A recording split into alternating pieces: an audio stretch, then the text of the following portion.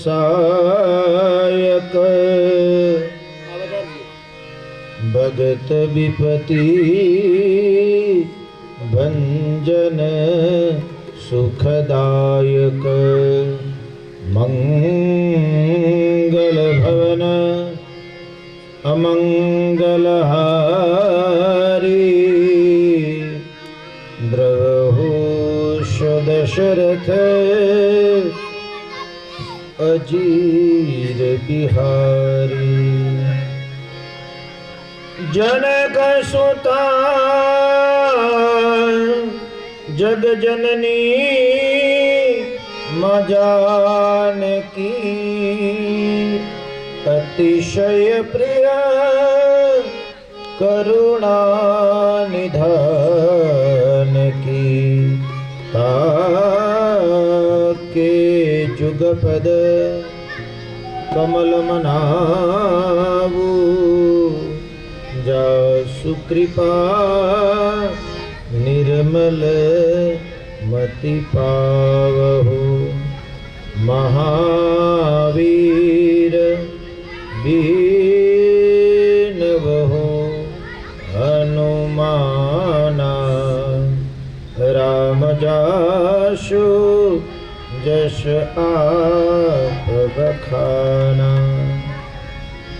प्रणवहु पवन कुमार खलबल पावक ज्ञान धन जासु हृदय आगारे बचहि राम चर्चा पधर इंदु समदेह कुमार मन करुणा अयनम जाहि दीन परने हो करहु कृपा मर्दन मयनम सिया राममय सब जग जानी सिया राममय सब जग जानी करहु प्रणाम झोरी जुग पानी करहु प्रणाम झोरी जुग पानी श्री रामचंद्र कृपालु भज मन हरण भव अयोधारुणम श्री रामचंद्र कृपालु भज मन हरण भव अयोधारुणम जगतंजलोचन कंज मुख कर कंज पद कंजारुणम नव कंजलोचन कंज मुख कर कंज पद कंजारुणम कंदर्पया गणित अमित छवि नवनील नीरद सुंदरामि नवनील नीरद सुंदरम पीठ मानव तड़ित रुषि सुचिदोमि जन कसुतावरम पीठ मानव तड़ित रुचि सुचि नवमी जन कसुतावरम श्री रामचंद्र कृपालु भज मन हरण भव अयोधारुणम श्री राम श्री राम श्री राम श्री राम शिर मुकुट कुंडल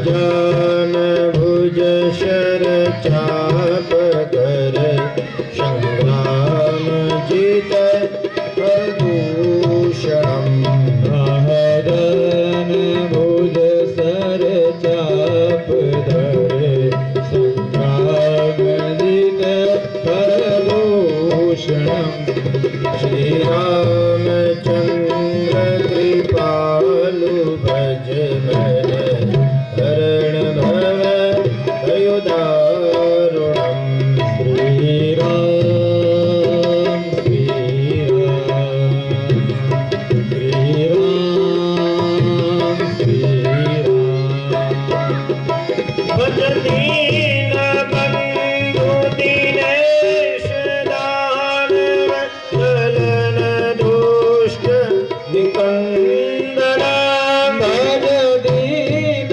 बंधु दीनेश दानव चलन दुष्ट निकंदनम् रघुनंदयानंद कंद कौशल चंद दशरथ नंदनम् रघुनंद आनंद कंद कौशल चंद दशरथ नंदनम् श्री रामचंद्र कृपालु भज मन हरण भव अयोदारुणम् श्री राम श्री राम श्री राम श्री राम इति वदेते तुलसी दास शंकर शेष मुनि मनरंजना इति वदति तुलसी दास शंकर शेष मुनि मनरंजनम् मम हृदय कुंज निवास पुरुका मादिखल जलगंजनम् मम हृदय कुंज निवास कुरु कामादि फल जलगंजनम् श्री राम श्री राम श्री राम श्री राम बोलिए श्री रामचंद्र भगवान की जय श्री बाल कृष्ण लाल की जय श्री हनुमान जी महाराज की जय सद्गुरु भगवान की जय पाठावाला मामा देव की जय पाठावाला पीर जी महाराज की जय ओम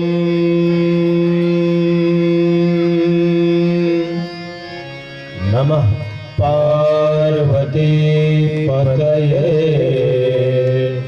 हर हर महादेव हर।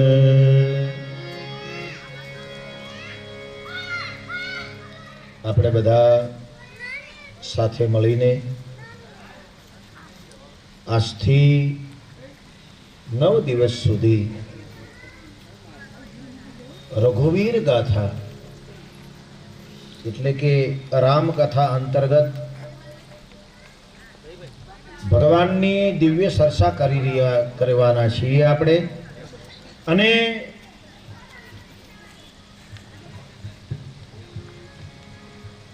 પાટાવાળા મામાદેવ ચેરિટેબલ ટ્રસ્ટ એમના તરફથી આ અમારી બીજી કથા છે। કઈ વખતે પણ આપણે શ્રીમદ ભાગવત કથાનો રસપાન કર્યું હતું। આ વખતે મામાદેવની પરમ શ્રદ્ધાને લીધે આપણે બધા વળી પાછા ભગવાનના ગુણગાન ગાવા માટે એકત્રિત થયા છીએ। બધા કથાથી પરિચિત છે અને મારાથી પણ બધા પરિચિત છે. હું પણ બધાને ઓળખું છું. વિશેષ કંઈ વાત ન કરતા પ્રથમ દિવસે કથાનો મહાત્મય કહેવાનો હોય છે. રામચરિતમાનસના મહાત્મયની અંદર સૌ પ્રથમ શ્લોકની અંદર ગોસ્વામી શ્રી તુલસીદાસજી મહારાજ રામાયણની શરૂઆત કરે ત્યારે ગોસ્વામી તુલસીદાસજી મહારાજ લખે છે, વર્ણાનામર્થ સંઘાણા રસાના સંદસામપી મંગલા નામ ચ કતારો વંદે વાણી વિનાયકો. વર્ણ શબ્દથી રામચરિતમાનસની શરૂઆત કરી.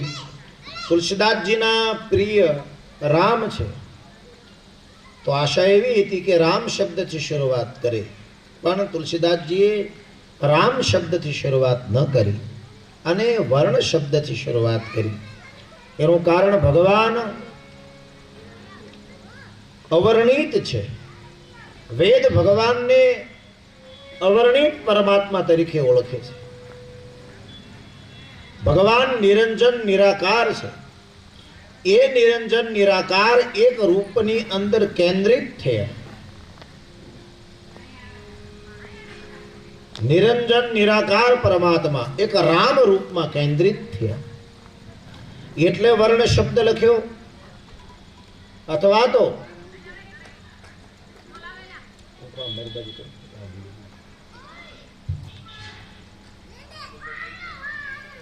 ખુરશી બુરશી મૂકી એમ મૂકી મૂક્યો હોય તો પવન આવે. ઓલા ઉપર મૂકી દો, સ્ટેજ ઉપર મૂકી દો. વર્ણ શબ્દથી એટલા માટે શરૂઆત કરી. કાલ સવારે બ્રાહ્મણો એમ કે ભાઈ અમે રામની પૂજા પાઠ કરીએ છીએ એટલે રામની નજીક અમે ગણાઈએ. આ ગ્રંથ મારો છે. તુલસીદાસજી મહારાજ કહે નહીં, બ્રાહ્મણોનો આ ગ્રંથ નથી. સુખી ના પાડી દીધી. બ્રાહ્મણોનો આ ગ્રંથ નથી. ક્ષત્રિયો કાલ સવારે એમ કે ભાઈ રામ અમારા કુળમાં જન્મ્યા છે, રામ ક્ષત્રિય કુળમાં જન્મ્યા છે. એટલે કાલ સવારે વળે એમ કે રામ ઉપર પ્રથમ અધિકાર મારો છે, આ રામકથા ઉપર અધિકાર પ્રથમ અમારો, આવો દાવો કરે. એટલા માટે તુલસીદાસજી મહારાજ કહે નહીં, ક્ષત્રિયોનો પણ આ ગ્રંથ નથી. વૈશ્ય એટલે વેપારી વર્ગ. કાલ સવારે વળે વેપારી વર્ગ કોઈ એમ કે આ ગ્રંથ ઉપર પ્રથમ અધિકાર અમારો છે. તુલસીદાસજી મહારાજ કહે નહીં, વૈશ્યનો પણ આ ગ્રંથ નથી. અને શુદ્રો કાલ સવારે એમ કે ભાઈ રામ અમારા સુધી આવ્યા, અમારા નાનામાં નાના માણસનો રામે ઉદ્ધાર કર્યો, શબરીજીના એઠા બોર ખાધા, તો રામ ઉપર પ્રથમ અધિકાર અમારો ગણાય. આવો પણ શુદ્રો દાવો કરે. તુલસીદાસજી મહારાજ કહે નહીં, આ ગ્રંથ એમનો પણ નથી, નથી બ્રાહ્મણનો, નથી ક્ષત્રિયનો, નથી વૈશ્યનો, નથી શુદ્રનો.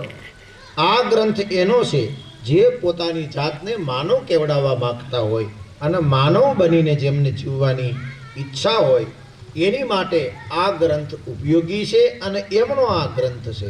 પછી ગમે તે વર્ણનો હોય, ગમે તે દેશનો હોય, ગમે તે જાતિનો હોય, આ ગ્રંથ એમનો છે. જેને માણસ બનીને જીવવું છે ભાઈ, જેમને માનવ બનીને આદર્શ જીવનને અપનાવવું છે, એમને રામનું ચરિત્ર અપનાવવું પડે ને પડે.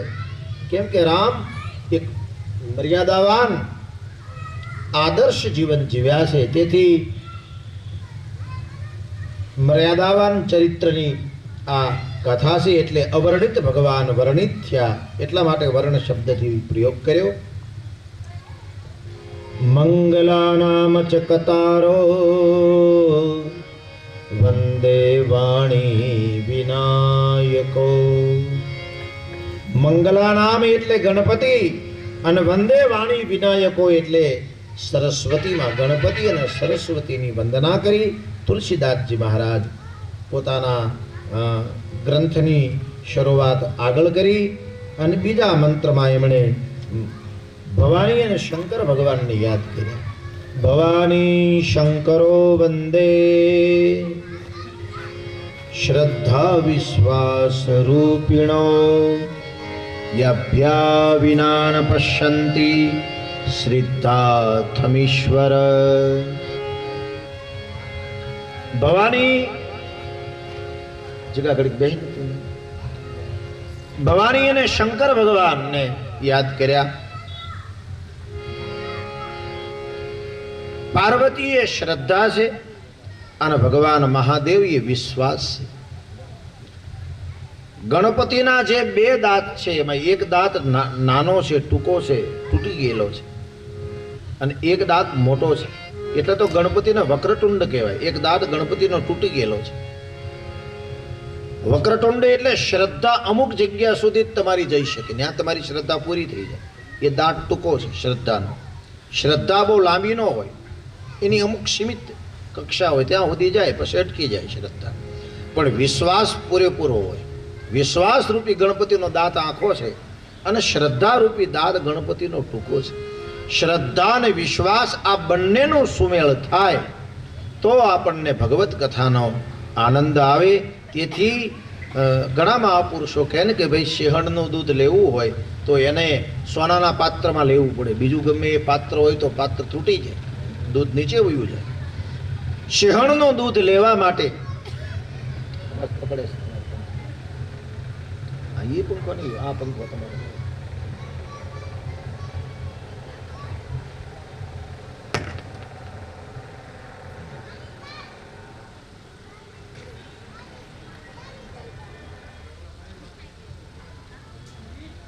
સિંહણનું દૂધ લેવું હોય તો એનું સુવર્ણનું પાત્ર જોવે. એવી રીતના આ ભગવાનના ગુણગાન આપણે સાંભળીને જીવનમાં ઉતારવા છે તો કયું પાત્ર લેવું પડે? તો બોલે શ્રદ્ધા અને વિશ્વાસનું પાત્ર લેવાનું.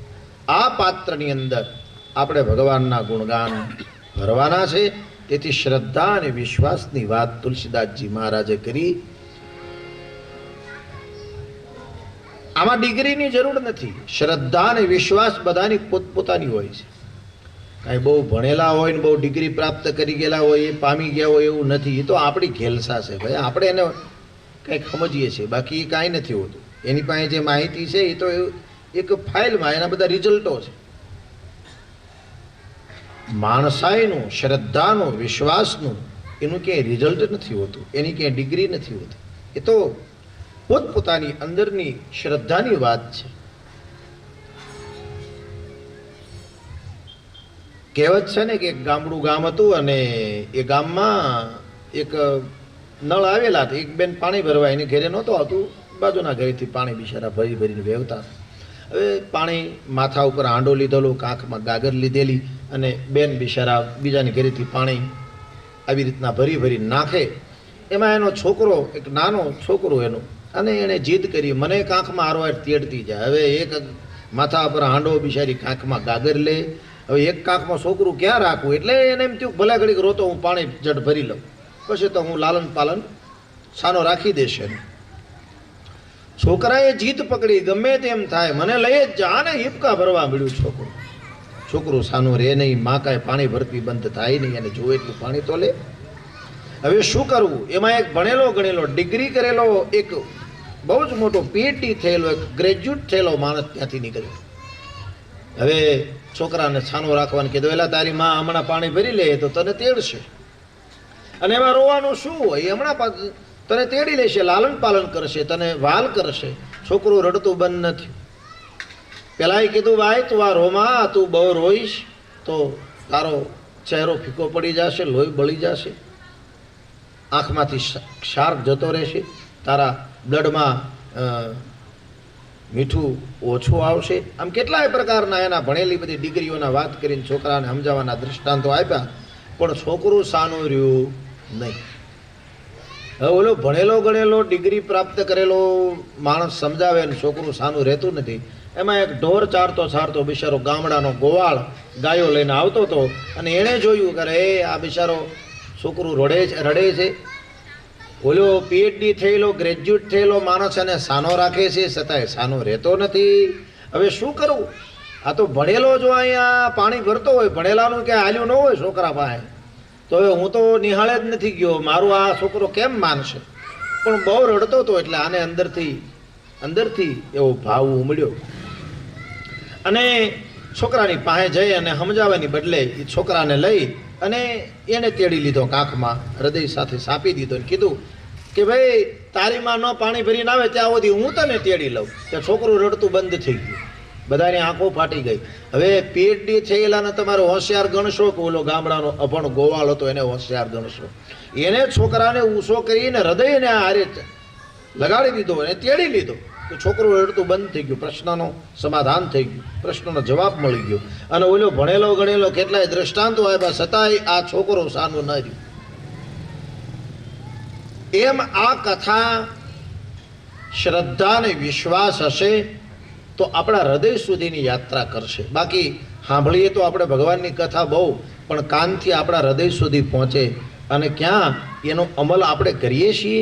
એનું કારણ હૃદયમાં ગયા પછી એ કથા આપણને બરાબર પચતી નથી, કેમ કે આપણી એટલી લાયકાત નથી હોતી. ક્યાંક ને ક્યાંક આપણા જીવનમાં આ વાતની ત્રુટી રહેતી હોય છે. તેથી જે શબ્દો આપણે સમજ્યા છીએ એ શબ્દો આપણને અમલ કરવા ગમતા નથી. જો પૂરેપૂરો એ શબ્દ આપણે અમલ કરીએ તો સમજવાનું કે આપણે એ કથાના શબ્દો સમજવાને લાયકાતવાના હતા અને આપણે પૂરેપૂરા એ શબ્દોને અમલમાં મૂક્યા, જેથી એની આગળ ઘટના ઘટી. તો શ્રદ્ધા અને વિશ્વાસ એ બહુ જ મોટી મૂડી છે. નસીબદાર છે જેની પાસે શ્રદ્ધા અને વિશ્વાસ છે. જેને આમ શંકાશીલ જેનો સ્વભાવ હોય, જેની પાસે આમ કોઈ બાબતમાં શ્રદ્ધા ન હોય, એ માણસ કમનસીબ છે કે એને કોઈ ઉપર શ્રદ્ધા નથી. શ્રદ્ધા અને વિશ્વાસ એ માણસની બહુ જ મોટી સંપદા છે. આ સંપદાની વાત રામચરિત માનસના બીજા મંત્રની અંદર આવી. ભવાની શંકરો વંદે શ્રદ્ધા વિશ્વાસ રૂપિણો યાભ્યા વિના ન પશ્યંતિ શ્રિદ્ધાથમીશ્વર. શ્રદ્ધા વિશ્વાસની વાત આવી. ત્રીજા મંત્રની અંદર ભગવાન મહાદેવ એ ત્રિભુવનના ગુરુ છે એમ કહીને ત્રિભુવન ગુરુ મહાદેવને યાદ કર્યા. વંદે બોધમયમ નિત્યમ ગુરુ શંકર રૂપિણો યમાશ્રિતો હિ વક્રોપી ચંદ્ર સર્વત્ર લભયંતે. ત્રીજા મંત્રની અંદર ભગવાન મહાદેવને ગુરુ બનાવ્યા અને એમના ત્રિભુવનના ગુરુને નમસ્કાર કર્યા અને વક્ર ચંદ્રવાળા ભગવાન કર્યા. ભગવાન મહાદેવના ભાલમાં જે ચંદ્રમા છે એ વક્ર ચંદ્ર છે. કેવો ચંદ્ર છે? વક્ર ચંદ્ર છે. મહાદેવના ભાલમાં જે કપાળમાં જે ચાંદો લાગેલો છે એ ચાંદો આખો ચાંદો નથી, બીજ આકારનો વક્ર ચંદ્ર છે. આનો શું અર્થ કરવો ભાઈ? વક્ર ચંદ્ર એટલે હજી બીજનો ચાંદો, પૂરેપૂરો નહીં, હજી બીજનો જ ચંદ્ર હજી ખીલવાની શરૂઆત કરે છે. પડવો ને બીજનો એકદમ પટલી દોરી જેવો ચંદ્રમાં હોય એવો ચંદ્ર ભગવાન મહાદેવનો છે. આનો અર્થ આ દુનિયામાં કોઈ પૂર્ણ નથી, બધા અપૂર્ણ છે. બીજનો ચંદ્ર એ અપૂર્ણતાનું પ્રતીક છે કે હું પૂરેપૂરો નથી, હું અપૂર્ણ છું. પૂરેપૂરો તો ભગવાન એક જ છે. પછી એ રામ હોય, કૃષ્ણ હોય કે શિવ હોય, જે આપણા ઈષ્ટદેવ હોય એ જ પૂર્ણ છે, બાકી કોઈ પૂર્ણ નથી. બાકી બધા જ આ મૃત્યુ લોક ઉપર અપૂર્ણ છે. એટલે બીજનો ચંદ્ર, પૂનમનો ચાંદો હોય એટલે તો કૃષ્ણ ભગવાને શ્રીમદ ભાગવતમાં પૂનમના શરદ પૂનમના બરોબર પૂર્ણ રીતે ચંદ્રમાં ખીલેલો છે ત્યારે ભગવાને રાસલીલા રમાડી. અજવાળામાં પૂરેપૂરો ચંદ્રમાં ખીલેલો છે. અગર તો લોકો એમ કહે ને કે ભાઈ કૃષ્ણ ભગવાને રાસલીલા રમાડી પણ અંધારામાં રમાડી, કૃષ્ણએ શું કર્યું હોય શું ખબર પડે? આવો લોકો આક્ષેપ કરે. એટલે ભગવાને જાણી જોઈને શરદ પૂર્ણિમાનો ચાંદો ખીલેલો હતો ત્યારે રાસ રમાડી. એટલા માટે ત્યારે રાસ રમાડી કેમ કે એ ભગવાન કૃષ્ણ પૂર્ણ છે. આ એની પ્રમાણ હતું. તો અહીંયા મહાદેવે બીજનો ચંદ્ર લગાડ્યો. કપાળમાં બીજનો ચંદ્ર મહાદેવને એટલા માટે છે, એમણે જગતને ઉપદેશ આપ્યો કે હે માનવ, તું અપૂર્ણ છો, તું પૂર્ણ નથી. પૂર્ણ તો જગતમાં એક જ છે, પરમાત્મા. ગલે રુદ્રમાલ રાજે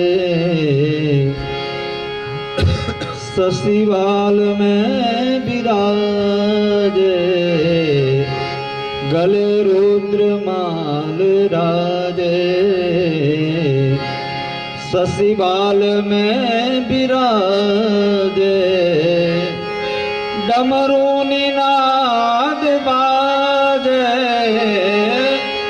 डमरू निनाद बाजे कर में त्रिशूल धारा शंकर तेरी जटा में बहती है गंगधारा भोले तेरी जटा में। तो बीजना चंद्रमा वाला भगवान महादेव ने गुरु बनाया। त्रिभुवनी गुरु से महादेव त्रिभुवनना गुरु से एमना पछे 5 मंत्रों में पंचायतन देव ने नमस्कार कर्या। सीताराम गुणग्राम पुण्यार्णो विहारिणो वंदे विशुद्ध विज्ञानो कपीश्वरो कपीश्वरो। वाल्मीकि अने हनुमानजी ये आदि कवि गणाय छे। एम कहेवाय छे के हनुमानजीए पत्थरनी शिला पर नखथी લીટોડા કરી કરીને રામાયણ આખી લખી હતી, પણ આ રામાયણ એમણે વાલ્મીકી ઋષિની લખેલી જોઈ ગયા એટલે એમ થયું કે હું તો જગત પ્રસિદ્ધ શું જ છું, પણ આ વાલ્મીકી જેવો વાલિયો લૂંટારો વાલ્મીકી થયો છે એ ક્યારે પ્રસિદ્ધ થશે? એટલે હનુમાનજી એની લખેલી રામકથા એણે સમુદ્રની અંદર ડૂબાડી દીધી। એટલે હનુમાનજી અને વાલ્મીકી ઋષિ એ આદિ કવિ પણ ગણાય છે। उद्भव स्थिति संहारकारिणी सर्वं श्रियं करी सीता न तो हम राम वल्लभाम। भगवती श्री सीता जी ने नमस्कार कर्या। भर्जनम भवबीजानां अर्जनम तर्जनम यमदूतानां राम रामेति गर्जनम। भगवान श्री राम ने एक मंत्र में याद कर्या अने छेल्ला मंत्र में तुलसीदास जी महाराजे नाना पुराण निगमागम संबतम यतो रामायणम निगमादे क्वचिदंदतोषी स्वांतः सुखाय तुलसी रघुनाथ गाथा। तुलसीदास जी महाराज कहे आ कथानी अंदर मैं उपनिषदोनो पुराणोनो संतोनो लोकोनो अने भजनानंदी एवा दिव्य महापुरुषोना मत उमेरवामां में आव्या छे। छेल्ले लख्यु स्वांतः सुखाय तुलसी रघुनाथ गाथा। आ कथा जगत ने उपयोगी थाय ए तो थाय ज, पण हूँ जगत ने उपयोगी थवा माटे आ कथा लखतो नथी। आ कथा तो मने अंतरथी आनंद थाय, मने मारा अंतःकरण ने सुख उत्पन्न थाय एटला माटे हूँ आ दिव्य कथा लखुं छुं। आम कही तुलसीदास जी महाराजे पोतानी आ दिव्य कथा शरूआत करी। छेल्ले तुलसीदास जी महाराजे एवं पण कीधुं आ कथामां समाजनो मत लीधो, समाजने लाग्युं एवं बधुं ए प्रमाणे मैं एनो मत लईने कथा लखी, पण थोडुंक कंईक मने लाग्युं एवं पण मैं आनी अंदर लख्युं छे। एटले पोतानो नीज मत पण एनी अंदर एमणे उमेरेलो छे।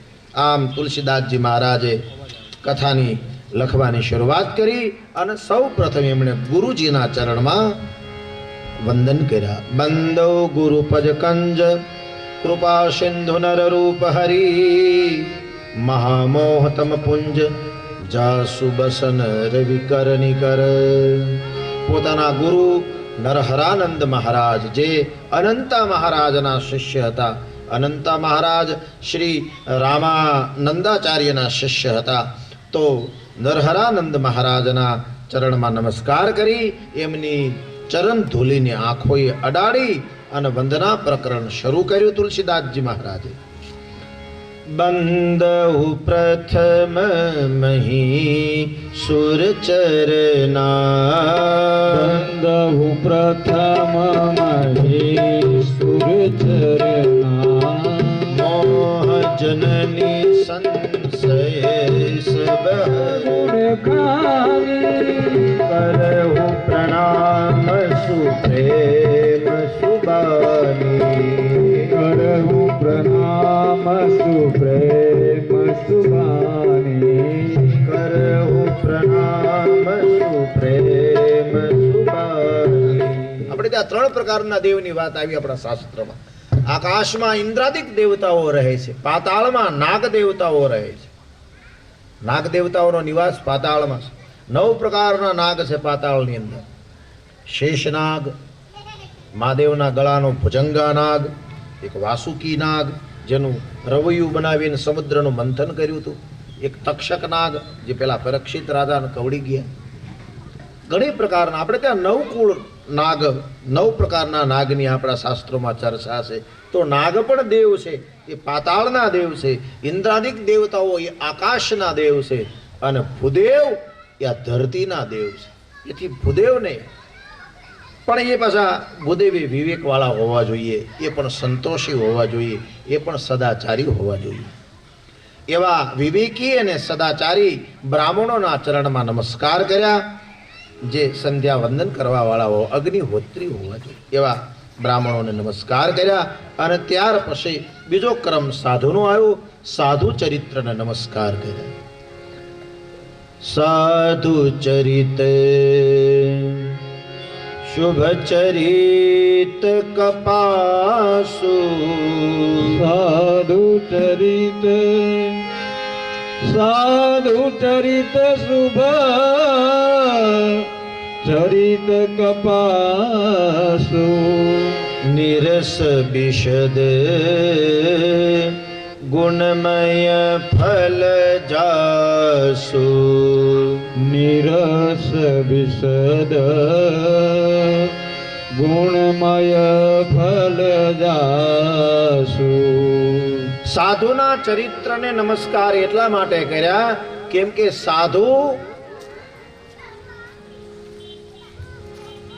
સાધુનું ચરિત્ર એટલા માટે વંદનીય છે કેમ કે સાધુ એ સમાજનું બહુ જ મોટું ઉદ્ધાર કરવાનું કાર્ય કરી રહ્યા છે. દુનિયાના મોટા ભાગના વ્યક્તિઓને સુધારવાનું કામ સાધુએ કર્યું છે. ક્યાં વાલીઓ લૂંટારો જે માણસનું ભક્ષણ કરવાનું કામ કરે. અને શ્રી નારદજી મહારાજના સંસર્ગમાં આવ્યા અને નારદજી જંગલમાં મળ્યા છે. નારદજીને કહે છે, મહારાજ 2 દિવસથી મને શિકાર નથી મળ્યો, હું તમને લઈ જઈશ અને મારા પરિવારનું ભરણ પોષણ થશે. હવે નારદજીને એમ થયું આ તો ભારે થઈ, આ તો નારાયણ નારાયણ કીર્તન બોલતા હતા, એમાં આવડાને ઝપટે ચડી ગયો. નારદજી તો ભાઈ સંત છે ને, એટલે કીધું ભાઈ કંઈ વાંધો નહીં, આને બાધે પોગીએ એમ છીએ નહીં. એટલે નારદજી કીધું કંઈ વાંધો નહીં, મને લઈ જા તમ તારે. મને મારીને મારવાથી જો તારા આખા પરિવારનું ભરણ પોષણ થઈ જતું હોય તો સારું કહેવાય. કોઈના પેટનું ભરણ પોષણ કરવામાં તો હું કામ આવ્યો, પણ તું આ બધું પાપ કરે છે, એ પાપનો ભાગીદાર તું એકલો કે તારો આખો પરિવાર? કે આખો પરિવાર જ હોય ને, આખો પરિવાર મળીને જમીએ છીએ. બોલે એમ નહીં, તું કે બરાબર છે પણ પૂછતો આવે. પેલો વાલીઓ લૂંટારો કે મહાત્મા તું બહુ હોશિયાર છો, તને અહીંયા મૂકીને પૂછવા જાવ તો તું છટકી નો જા, માંડ હાથમાં આવ્યો છો, તને મૂકીને જાઓ નહીં. અને એ વખતે નારદજી કહે ભાઈ હું ક્યાંય જઈશ નહીં, અને છતાંય તારી શ્રદ્ધાને ખાતર તને એમ લાગતું હોય કે હું છટકી જાઉં કદાચ, તો મને અહીં બાંધી દે. પછી વડવાઈ ને યારે નારદજીને બાંધ્યા છે. ગળામાં બાંધ્યા, ગળેથી બાંધી દીધા, કેડીમાં બાંધ્યા, પગમાં બાંધ્યા, છટકી ન જાય એટલા માટે. અને વાલીઓ લૂંટારો દોડતો દોડતો ઘરે આવ્યો છે. ખભા પર કુવાડી છે અને એના બા બાપુજીને વાત કરી ભાઈ હું કોઈ વ્યક્તિને કે હરણને કે ગમે એ શિકાર કરીને લાવું, આપણે અહીંયા રાંધીને આખો પરિવાર હારે બેહીને હપીને ખાઈએ છીએ, તો પાપના ભાગીદાર બધાય ને? એના મા બાપ કે બધાય નહીં, તું એકલો. બોલે તમે નહીં? બોલે નહીં, અમે થોડા તારા બાપના ભાગીદાર થઈએ ભાઈ. એટલે બરાબર હું લાવું, આપણે બધા ખાઈએ છીએ હારે મળીને. એ કે એ તો તારી ફરજ પડે, તું અમારો છોકરો છે, અમે તારો મોટો કરીને વરાવી પવણાવી દીધો, હવે અમારા બંને જણાનું ભરણ પોષણ કરવું એ તારી ફરજ છે, એટલે અમે પાપના ભાગીદાર નહીં. છટકી ગયો, મા બાપ છટકી ગયા. એની પત્નીને કીધું તું, બોલે મને તમે પવણીને લાવ્યા અને તમારે ત્યાં અમે મોડિયો ઉતાર્યો, એટલે મારું ભરણ પોષણ કરવું એ તમારી ફરજ પડે. પછી હું મને કંઈક આવડતું હોય એ કામ કરીને તમને મદદ કરું તો વાત અલગ છે, બાકી મને કાંઈ ન આવડે છતાંય તો તમારે મારું ભરણ પોષણ કરવાની ફરજ છે. આમ કરીને પત્ની છટકી ગઈ. વાલીઓ લૂંટારો કે આ તો ભારે થઈ. પત્ની પણ છટકી ગઈ. હવે શું કરવું? પત્ની પણ છટકી ગઈ છે. હવે શું કરવું? છોકરાઓને પૂછું, એક છોડીને છોકરો હતા, કીધું લા એ છોકરાઓ, હું આ બધું ભરણ પોષણ કરવા માટે બધાનો શિકાર કરીને લાવું ને આપણે બધા હારે રાંધીને ખાઈએ, તો બટા તમે મારો પાપના ભાગીદાર ને? બોલે નહીં બાપુજી, અમે કોઈ ભાગીદાર નહીં. બોલે કેમ? બોલે અમે તમારા સંતાનો છીએ, અમે મોટા ન થઈએ, અમે રળવા ન શીખીએ, જ્યાં સુધી મહેનત મજૂરી કરીને લાવીએ નહીં ત્યાં સુધી અમારું ભરણ પોષણ કરવું એ તમારી ફરજ છે. આમ કરીને છોકરા હોય છટક્યા. હાલ્યો લૂંટારો ગાતો આરું ભારે થઈ, બધા છટકી ગયા. પછી આ માણસને સમજાણું કે નારદજી જે કહેતા હતા એ વાત સાચી છે. અને દોડતો આવ્યો છે, આવી નારદજીના ચરણમાં પડ્યો અને ચરણમાં પડી અને શ્રી નારદજીના ચરણમાં પડીને બોલ્યો છે કે તમે બોલ્યા એ વાત સાચી, કોઈ પાપનો ભાગીદાર નથી. નારદજી કે તો આટલી બધું હું કામ પાપ કરે છે? ભગવાન આ ધરતી ઉપર અનાજ ઓછું ઉગાડે છે કે તારે આવું બધું કરવું પડે? બોલે અનાજ અમને ભાવતું નથી, તો ધીરે ધીરે એ ભાવતું કરો. આ કોઈની હિંસા કરીને જમવું આ યોગ્ય નથી. આમ નારદજીએ વાલિયા લૂંટારાને કીધું. વાલિયો લૂંટારો કે એ તો બધું બરાબર, પણ મને આમાંથી હવે આટલા બધા મેં પાપ કરી નાખ્યા, મને આમાંથી ઉગરવાનો કોઈ? બોલે એ છે આપણી પાસે. નારદજી પાસે તો સાધુ પાસે તો બધાનો હોય ને રસ્તો. બોલે એ આપણો પાસે છે, ગમે એવો પાપી હશે તો હું તને મુક્ત કરી દઈશ, પણ ભગવાનનું નામ સ્મરણ તારે કરવું પડશે. હવે આ વાલિયો લૂંટારો રાક્ષસી સ્વભાવનો માણસ. વાલિયો લૂંટારો કે કોઈને મારવાનો હોય તો કેવા હમણાં એક ભેગો બઠો પાડી દઉં, બાકી નામ લેવાનું મને ન ફાવે ભાઈ, એ મને ક્યાં તમે લપમાં પાડો છો? બોલે ભગવાનનું નામ લેવું પડે શ્રદ્ધાથી, વિશ્વાસથી. રામ મંત્ર આપ્યો. બોલે મને રામ જપતા નહીં આવડે, ઉલટું નામ આપ્યું, મરા જપવાનો, ઉલટા નામ જપત રઘુનાથા. તુલસીદાસજી મહારાજ કહે ઉલટું ભગવાનનું નામ જપો તો આ કુજંતી રામ રામેતી મધુરમ મધુરાક્ષરમ આરોહ્ય કવિતા શાખા વંદે વાલ્મીકી કોકિલમ. વાલિયો લૂંટારો વાલ્મીકી ઋષિ બન્યો, ઉલટું ભગવાનનું નામ જપીને. કાગડો કોયલ થઈ ગયો, બગલો હંસ થઈ ગયો. આ ભગવાનના નામમાં તાકાત છે. આમ સંતના સ્પર્શની અંદર આવ્યો અને વાલિયો લૂંટારો જેવો વાલ્મીકીમાં પરિવર્તિત થયો છે. દુનિયાના ભયંકરમાં ભયંકર વ્યક્તિઓને સંતોએ સુધાર્યા છે. તેથી સંતોને પ્રથમ વંદના હોવી જોઈએ, પણ એ ક્રમની અંદર એમની બીજી વંદના કરી. એમના પછી તુલસીદાસજી મહારાજ આગળ વધ્યા. આગળ વધતા માં કૌશલ્યાને વંદન કર્યા છે. બંદહુ કૌશલ્યાદિશી પ્રાસી. બંદહુ કૌશલ્યાદિશી પ્રાસી. જાસુ સકલ જગમાસી. કીર્તિદાસુ સકલ જગમાસી. બંદહુ કૌશલ્યાદિશી પ્રાચી. બંદહુ કૌશલ્યાદિશી પ્રાચી. કીર્તિજાસુ સકલ જગમાસી. કીર્તિજાસુ સકલ જગમાસી. સૌ પ્રથમ માં કૌશલ્યાને વંદન કર્યા. દશરથજીને વંદન આની પછીના વંદન છે. દશરથજીને પ્રથમ વંદન થવા જોઈએ, કેમ કે દશરથજી રાજા છે, પણ રાજાને અને પિતા પણ છે, બ્રહ્મનો બાપ પણ છે, પણ પિતાને વંદન પ્રથમ ન કર્યા, માતાને વંદન કર્યા. કેમ કે ઉપનિષદી પરંપરા છે માતૃદેવો ભવ, પછી છે પિતૃદેવો ભવ, પછી આચાર્ય દેવો ભવ, પછી અતિથિ. આ ઉપનિષદી પરંપરા છે. આપણે ત્યાં પિતા ગમે એટલો મહાન હોય, પણ મા બાપને બંનેને જ્યારે પગે લાગવાનો ક્રમ આવે ત્યારે પ્રથમ માને પગે લાગવાનું હોય, પછી બાપુજીને પગે લાગવાનું. આ આપણો ક્રમ રહ્યો છે આપણે હંમેશની માટે. તો કે હવે તો પગે લાગવાની વાત જ ક્યારેય ભાઈ, તો થોડા વૃદ્ધાશ્રમ ખોલવા પડે. પણ આ ભારતીય પરંપરા છે. પ્રથમ પિતાને, પ્રથમ માતાને વંદન છે. તો માં કૌશલ્યાને નમસ્કાર કર્યા એટલા માટે, કેમ કે કૌશલ્યા માએ જગતને રામ આપ્યો છે. કૌશલ્યાનો હોત તો રામ કોણ આપત? એટલે માં કૌશલ્યાને પ્રથમ વંદન. એણે ભારતને રામ આપ્યું છે. આપણને બધાને રામ માં કૌશલ્યાએ આપ્યો એટલે માં કૌશલ્યાને વંદન કર્યા. હે જગત જનની, હે કૌશલ્યા, તે આ જગતને રામ જેવો દીકરો આપ્યો છે. માં કૌશલ્યાને વંદન કર્યા.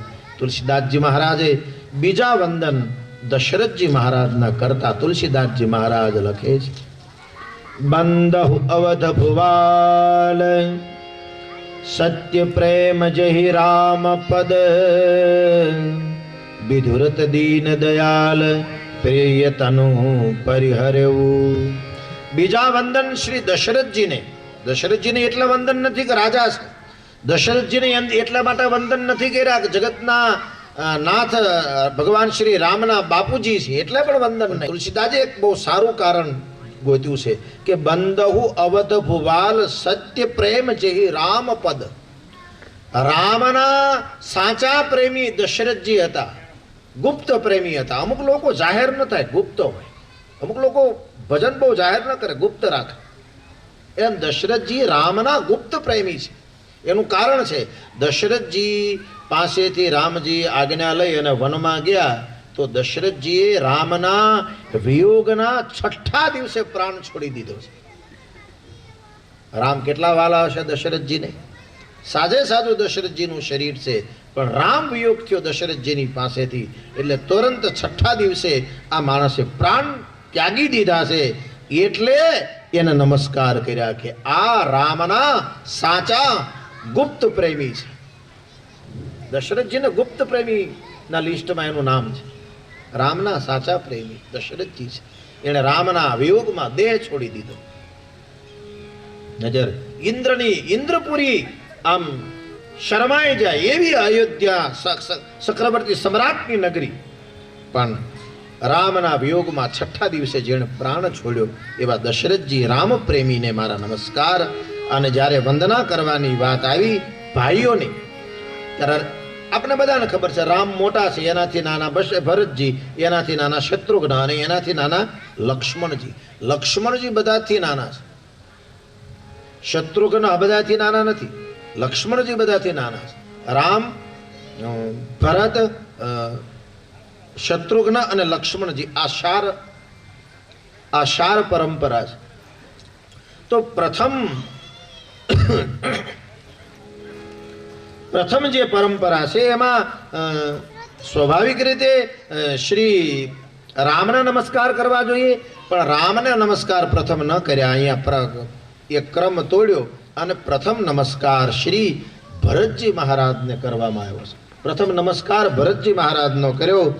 પ્રણવ પ્રથમ ભરત કે ચરના, પ્રણવ પ્રથમ ભરત કે ચરના, જાસુ ને મૃત જાય નબરના, જાસુ ને મૃત જાય નબરના.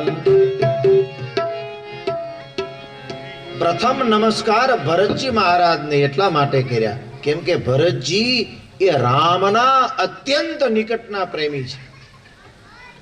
વચન એવા હતા, રામને વનવાસ અને ભરતને ગાદી. અને ભરતજી ગાદી ઉપર બેઠા હોય તો કોઈ વિરોધ પણ ન કરત. અને કઈ ભરતજી લાયકાતવાન નહોતા એવું નથી, ભરતજી લાયકાતવાન હતા, પણ ભરતજીએ ગાદીનો સ્વીકાર ન કર્યો કે ભાઈ આ ગાદી રામની છે, આ મારે ન જોઈએ. અરે રામની ગાદી શું, રામના પગરખાનો ભરતજી સ્વીકાર નથી કરતા. ચિત્રકૂટમાં ભરતજી મળવા જાય રામને, અને રામજીને એમ થયું કે મારો ભાઈ મને મળવા માટે આવ્યો, નાનો ભાઈ છે, પ્રત્યે ભાવના તો હોય. અને ભરતજીના પગમાં ફરફુલ્લાઓ છાલા પડી ગયા છે. રામજીને જોયું, દુઃખ લાગ્યું. એટલે જ્યારે ભરતજી જતા હતા એટલે રામજી પોતાની પાદુકા ઉતારીને આપી, લે ભરત આ લાકડાની પાદુકા પહેરીને જા, તારા પગમાં ફરફુલ્લા ન પડે. તો ભરતજી એ પાદુકાને પહેરી નહીં, એને માથા પર ધારણ કરી. અરે રામજી કીધું, અરે ગાંડો થઈ ગયો, આ શું કરે છે, પહેરીને જા, તારા પગમાં ફરફોલ્લા ન પડે એટલા માટે આપી છે. ત્યાં ભરતજી બહુ સરસ જવાબ આપ્યો કે ભૈયા તમે મને પહેરવા માટે આપી એ તમારી ઉદારતા છે, પણ મારે એ તો જોવું જોઈએ ને કે હું એને લાયક છું કે કેમ. તમે તો બ્રહ્મ છો, બ્રહ્મના પગરખામાં પગ કેમ નાખું. એટલે શ્રી ભરતજી મહારાજ રામની પાદુકાને પહેરતા નથી, માથા પર ધારણ કરે છે. અને એ પાદુકા લઈને રાજ્યના સિંહાસન ઉપર પધરાવે છે. અયોધ્યાના સિંહાસન ઉપર 14 વર્ષના વનવાસ દરમિયાન કોણ બેઠું? રામની પાદુકા બેઠી છે. રામચરિતમાનસમાં રામજીની પાદુકા બેઠી છે. અને નંદીગ્રામમાં ભરતજી અયોધ્યાની બહાર એક પર્ણકુટી બનાવી, જેનું નામ રાખ્યું નંદીગ્રામ. અને નંદીગ્રામમાં ખાડો કરીને એની અંદર બેસીને ભગવાનના નામનો જાપ કરે છે ભરતજી.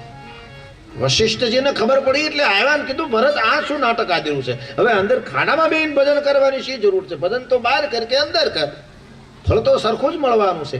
બોલે બાપજી ફળ બરાબર છે, તમારી વાત સાચી, ફળ સરખું જ મળે, અંદર કરું કે બહાર કરું. પણ હું રામનો નાનો ભાઈ છું, એટલે રામ કરતા પણ મારું સ્થાન નીચે હોવું જોઈએ. કેમ કે હું રામનો નાનો ભાઈ છું. મારા લીધે રામ વનમાં જાય અને ધરતી પર સૂવે તો હું ધરતી પર બેસીને જો ભજન કરું તો રામજીના લેવલમાં મેં ભજન કર્યું કહેવાય. મારું સ્થાન એનાથી પણ નીચે હોવું જોઈએ. એટલે હું ખાડો કરી અને એની અંદર બેસીને ભજન કરવા માંગુ છું, જેથી દુનિયાને ખબર પડે કે ભરત રામ કરતા પણ નીચા સ્થાનનો છે અને ત્યાં બેસીને ભજન કરે છે. આ પ્રેમ જોયો ત્યારે વશિષ્ઠજીને થયું કે આવો ભાતૃ પ્રેમ મેં ક્યાંય જોયો નથી. અરે રાજ્યારોહણના પ્રસંગમાં જ્યારે રામ સીતાજી વનવાસ પૂરો કરીને આવ્યા અને ગાદી ઉપર બેઠા ત્યારે બધા જ નાચે છે, બધા નાચે છે. ભરતજી ક્યાંય દેખાતા નથી. એટલે હનુમાનજી ચારે બાજુ જોતા જોતા રામજીને કીધું, રામજી તમે એક વ્યક્તિને ભૂલી ગયા. આ રામ રાજ્યારોહણના પ્રસંગમાં બધા જ નાચે છે, કૂદે છે. કેટલાય વર્ષે આ વસ્તુનો અંત આવ્યો છે. કેટલા વર્ષે આનો અંત આવ્યો. તો આવા દિવ્ય પ્રસંગની અંદર તમે એક વ્યક્તિને ભૂલી ગયા છો. રામજી કે કોને? બોલે ભરતજીને ભૂલી ગયા છો. અહીં તમને ક્યાંય ભરતજી દેખાય છે? ક્યાંય નથી ભરતજી. રામજી કે તને ન ખબર હોય હનુમાન તો કાંધો નહીં, મને ખબર છે ભરત ક્યાં છે. બોલે ક્યાં છે? બોલે ભરત મારા રાજ્યના સિંહાસનની પાછળ છે. બોલે કેમ? બોલે આ મારી જે સિંહાસનનું જે છત્તર છે ને એ છત્તર ભરતજી પકડીને બેઠો છે પાછળ, મને ખબર છે. અલે તું ક્યો ને એને આગળ આવે? બોલે હું કહું છું તો નહીં આવે, તું જા. હનુમાનજી જાય છે, પાછળ ભરતજી આવે. રામજીનું છત્તર પકડીને પાછળ સંતાઈને રાજ્ય સિંહાસનની પાછળ બેઠા. ભરતજી ત્યાં જઈને ભરતજીને પ્રણામ કર્યા. ભરતજી એ તો બરાબર છે, પણ તમારી એ તો મહાનતા, પણ રાજ્યારોહણના પ્રસંગમાં બધા નાચે છે, થોડી વાર છત્તર હેઠે મૂકીને આવીને નાચો ને. ભરતજી કે હું કેવી રીતના નાચી શકું? આ રામનું છત્તર મેં પકડ્યું છે. અને હનુમાન તને ખબર છે આ રાજ્યારોહણના પ્રસંગમાં હું જો આગળ આવીશ અને ભરત એમ નામ પડ્યું, ખાલી મારી માતાએ નામ પાડ્યું કઈ કહીએ કે મહારાજ ભરતને ગાદીને રામને વનવાસ, તો અયોધ્યાની જનતાને 14 વર્ષ સુધી વનમાં રામ ગયા તો રડવું પડ્યું છે. મારું નામ પડ્યું ભરતને ગાદી તો પિતાનો સ્વર્ગવાસ થયો. મારી અયોધ્યાની જનતાને દશરથ જેવો રાજા ગુમાવી દેવો પડ્યો. મારું નામ પડ્યું ભરત ને ગાદી, તો અયોધ્યામાં બહુ જ મોટો ઉત્પાત થયો છે. હું અપશુકનિયાળ છું. આમ ભરતજી કહે છે હું અપશુકનિયાળ છું. આવા દિવ્ય રાજ્યારોહણના પ્રસંગમાં હું જો આગળ આવીશ અને કઈ વિઘ્ન આવશે તો 14 વર્ષ પછી અયોધ્યાને એનો રામ માંડ મળ્યો છે, એટલે હું આગળ આવવા નથી માંગતો, પાછળ બેઠો એ જ બરાબર છે. ઓલી પાછા હનુમાનજી રામજીની પાસે ગયા કે મેં આગ્રહ કર્યો પણ એ આવ્યા નહીં. તમે કહો ને, તમારું માન છે, તમે મોટા છો. રામજી કહે આ નહીં આવે, અને મારે દુનિયાને દેખાડવું છે કે રામ ગાદી તો જ ભોગવી શકે જો પાછળ ભરત જેવો ભાઈ છત્તર લઈને ઉભો હોય તો જ રામ ગાદી ભોગવી શકે, બાકી કોઈનું કામ નહીં. મારે જગતને દેખાડવું છે કે મારો ભાઈ ભરત આ પાયાના પથ્થરમાં હોમાઈ ગયો છે. ગમે એટલી ઇમારત મોટી હોય પણ એની પલિંગ, એમના જે બીમ હોય ને એ અંદર ઊંડા એને દબાવવામાં આવે. એ જેટલો બીમ ઊંડો નાખવામાં આવે એટલી જ એની મજબૂતાઈ હોય. અંદરના બીમ દેખાય નહીં પણ આખી જ મજબૂતાઈ એના ઉપર હોય છે. એમ ઘરની પ્રગતિની અંદર કેટલાય એવા હોમાઈ ગયેલા પાત્રો હોય છે, એ દેખાય નહીં. એ સમાજને ખબર ન હોય અંદર હોમાઈ ગયા છે, પણ એના લીધે પેલાની પ્રગતિ હોય છે. રામ રાજ્યારોહણના પ્રસંગથી માંડીને રામના જન્મોત્સવ સુધીના પ્રસંગમાં તમે જોઈ લ્યો, ભરતજીનું જે ચરિત્ર છે એ અગમ અને અગાધ છે. એની જેવો વ્રત નિયમ ઉપવાસ કોઈ લઈ શકે નહીં. રામજી તો જંગલમાં જઈને એને ભગવાનનું ભજન કર્યું, સારી વાત કહેવાય. પણ ભરતજીએ પોતાના ઘરમાં રહીને ભગવાનનું ભજન કર્યું. આ બહુ અઘરું છે. વૈભવની વચ્ચે ભજન કરવું એ અઘરું છે. એકાંતમાં જઈને ભજન કરવું એ તો સહેલું છે. અને રામાયણમાં ત્યાગ અને સમર્પણ હરીફાય છે. આપણે આ મારું આમ કરવા માટે બાંધીએ છીએ. રામાયણમાં આ તારું એમ કરવા માટેની બાંધણ છે. ગાદી લઈને ભરતજી રામ સુધી આવ્યા. ચિત્રકૂટને કીધું કે આ મારી માતાને બોલવામાં ફેર પડી ગયો અને મારી માતાએ મારી માટે રાજ્ય માંગ્યું. દરેક માને એનો દીકરો વાલો હોય એટલે એને એના મનની માનસિકતા પ્રમાણે મારી માટે રાજ્ય માંગ્યું, તમારી માટે વન માંગ્યું. પણ હું એનો દીકરો છું એટલે અડધો ભાગ મારો પણ લાગે. હું આમાં ફારફેર કરી શકું કેમ કે હું કઈનો દીકરો છું. તમે તમારી ગાદી સંભાળો, આ તમારી ગાદી. અને 14 વર્ષ હું જિંદગીભર વનમાં રહીશ, પણ અયોધ્યાને એનો રામ પાછો મળે. ત્યારે રામજી કહે ગાદી મારે ન જોઈએ. ભરતજી કહે ગાદી મારે ન જોઈએ. ચિત્રકૂટની ભૂમિ ઉપર બેમાંથી એકે ભાઈઓ ગાદી લેવા તૈયાર નથી. આ છે રામચરિતમાનસ. અને આપણે અત્યારે હગા ભાઈઓ હોય તો સહેજ 1 ફૂટે દબાવ્યું હોય ને માથા ફાડી નાખે. માથા મારી જમીન દબાવી કેમ, મારો પ્લોટ દબાવ્યો કેમ, કોરટ હોતી જાય. અને એક માના જલમેલા હામાં કાઠલા પકડી લે કે ઓળખશો તું, ઓલો કે તું મને ઓળખશો, ઓલો કે તું મને ઓળખશો. હવે એક માના હગી માના 2 દીકરા એને કોઈ ઓળખતું નહીં હોય એકબીજાને. ત્યારે રામાયણ આપણને એમ થાય કે રામાયણની જરૂર છે આવા સમયમાં. રામાયણ એક એવો ગ્રંથ છે જેમાં ત્યાગ અને સમર્પણની હરીફાઈ છે. હું કેટલું મારા ભાઈ માટે વધારે ત્યાગી શકું. રામને એમ થાય કે મારો ભાઈ ભરત મારાથી નાનો છે, એ મારી ગાદી ઉપર બેસે તો હું રાજી થાવ. અને ભરતજી એમ કહે છે કે આ મોટા ભાઈનો અધિકાર છે અને મોટા ભાઈના અધિકાર ઉપર મારે કેમ બેસવું. ત્યાગ અને સમર્પણની હરીફાઈ રામચરિતમાનસ. રામાયણ છે. બુદ્ધિ તોડી નાખે. રામાયણની એકે વાત આમાં બુદ્ધિમાં બેસે ને એવી બંધ બેસે એવી વાત નથી. તમે જુઓ તો ખરી, રાવણ સીતાજીનું અપહરણ કરી ગયો તો સીતાજીને પ્રાપ્ત કરવા માટે મોટા મોટા પર્વતો લાવીને સેતુ બંધ બાંધ્યો, સાગર ઉપર પુલ બાંધ્યો. તળાવ ઉપર પુલ બંધાય, નદી ઉપર પુલ બંધાય, પણ ક્યાંય દરિયામાં પુલ બાંધ્યો એવો ક્યાંય તમે ઇતિહાસ નહીં સાંભળ્યો હોય. રામજીએ કરી દેખાડ્યું. આવડો મોટો પુરુષાર્થ કર્યો, આવડું મોટું સૈન્ય લઈને ગયા અને લંકામાં ગયા. રાવણને માર્યો, મેઘનાથ માર્યો, કુંભકર્ણ માર્યો. એ જ સીતાજીને આટલા પરિશ્રમ પછી પ્રાપ્ત કર્યા અને અયોધ્યામાં આવ્યા, રાજા રામ બન્યા.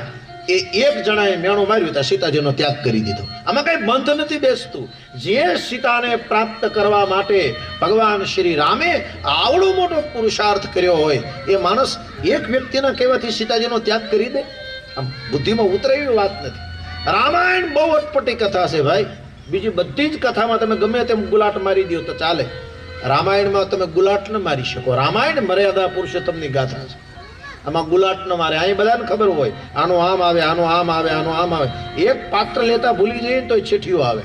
તમે હનુમાનજીનું પાત્ર ન લીધું, તમે પરશુરામનું પાત્ર ન લીધું, ચીઠી આવે લખી, તમે ફલાણું ભૂલી ગયું. કેમ કે રામાયણ લોક હૃદય સુધી પહોંચી ગયેલો ગ્રંથ છે. બીજી બધી કથાઓમાં તમે ગમે એમ ગુલાટ મારી જાવ તો હાલે. હજી ઘણાને એવું છે કૃષ્ણ જન્મ પછી જ બધાને ટપો પડે. ભાગવતમાં ઘણાને એમ છે કૃષ્ણ જન્મ થઈ જાય ત્યાં સુધી બધી આડાવાળા ચરિત્રોની કથા હાલતી હોય, તમે ગમે એમ ગુલાટ મારી જાઓ, કોઈને ખબર ન પડે. કોઈ જાણકાર હોય એને ખબર પડી જાય, પણ હોમાંથી એવા 5 જ હોય. રામાયણ એવી, આમાં કોઈ ગુલાટ ન મારી શકે. બધાને ખબર પડે રામાયણ શું છે. શું કામ? લોકોના હૃદય સુધી પહોંચી ગયેલો આ ગ્રંથ છે. રામ લોકોના હૃદયમાં ઘર કરી ગયા છે. એટલે બધાને ખબર છે રામનું આદર્શ જીવન કેવું છે. કોઈ કદાચ એમ કહેતું હોય મેં રામને નથી માનતા, આપણે માનીએ કે એ રામને કદાચ નહીં માનતા હોય. રામને નથી માનતા ને એ માણસને જો એનું જીવન જીવવું હોય ને તો એને મર્યાદામાં રહીને જીવવું પડે. કે એ મર્યાદા ભગવાન શ્રી રામે શીખવાડી છે. રામને કોઈ માને ન માને એની મર્યાદાને બધાને માનવી પડે. આવું જેનું દિવ્ય આદર્શ ચરિત્ર છે એવા શ્રી ભરતજીના ચરણમાં નમસ્કાર કર્યા. એમના પછી રામચરિત માનસમાં શ્રી શત્રુઘ્ન મહારાજને નમસ્કાર કર્યા. રીપુસુદન ये पद कमल नमामि सुदन पद कमल नमामि सूर सुशील भरत अनुगामी पद कमल नमामि सुदन पद कमल नमामि सूर सुशील भरत अनुगामी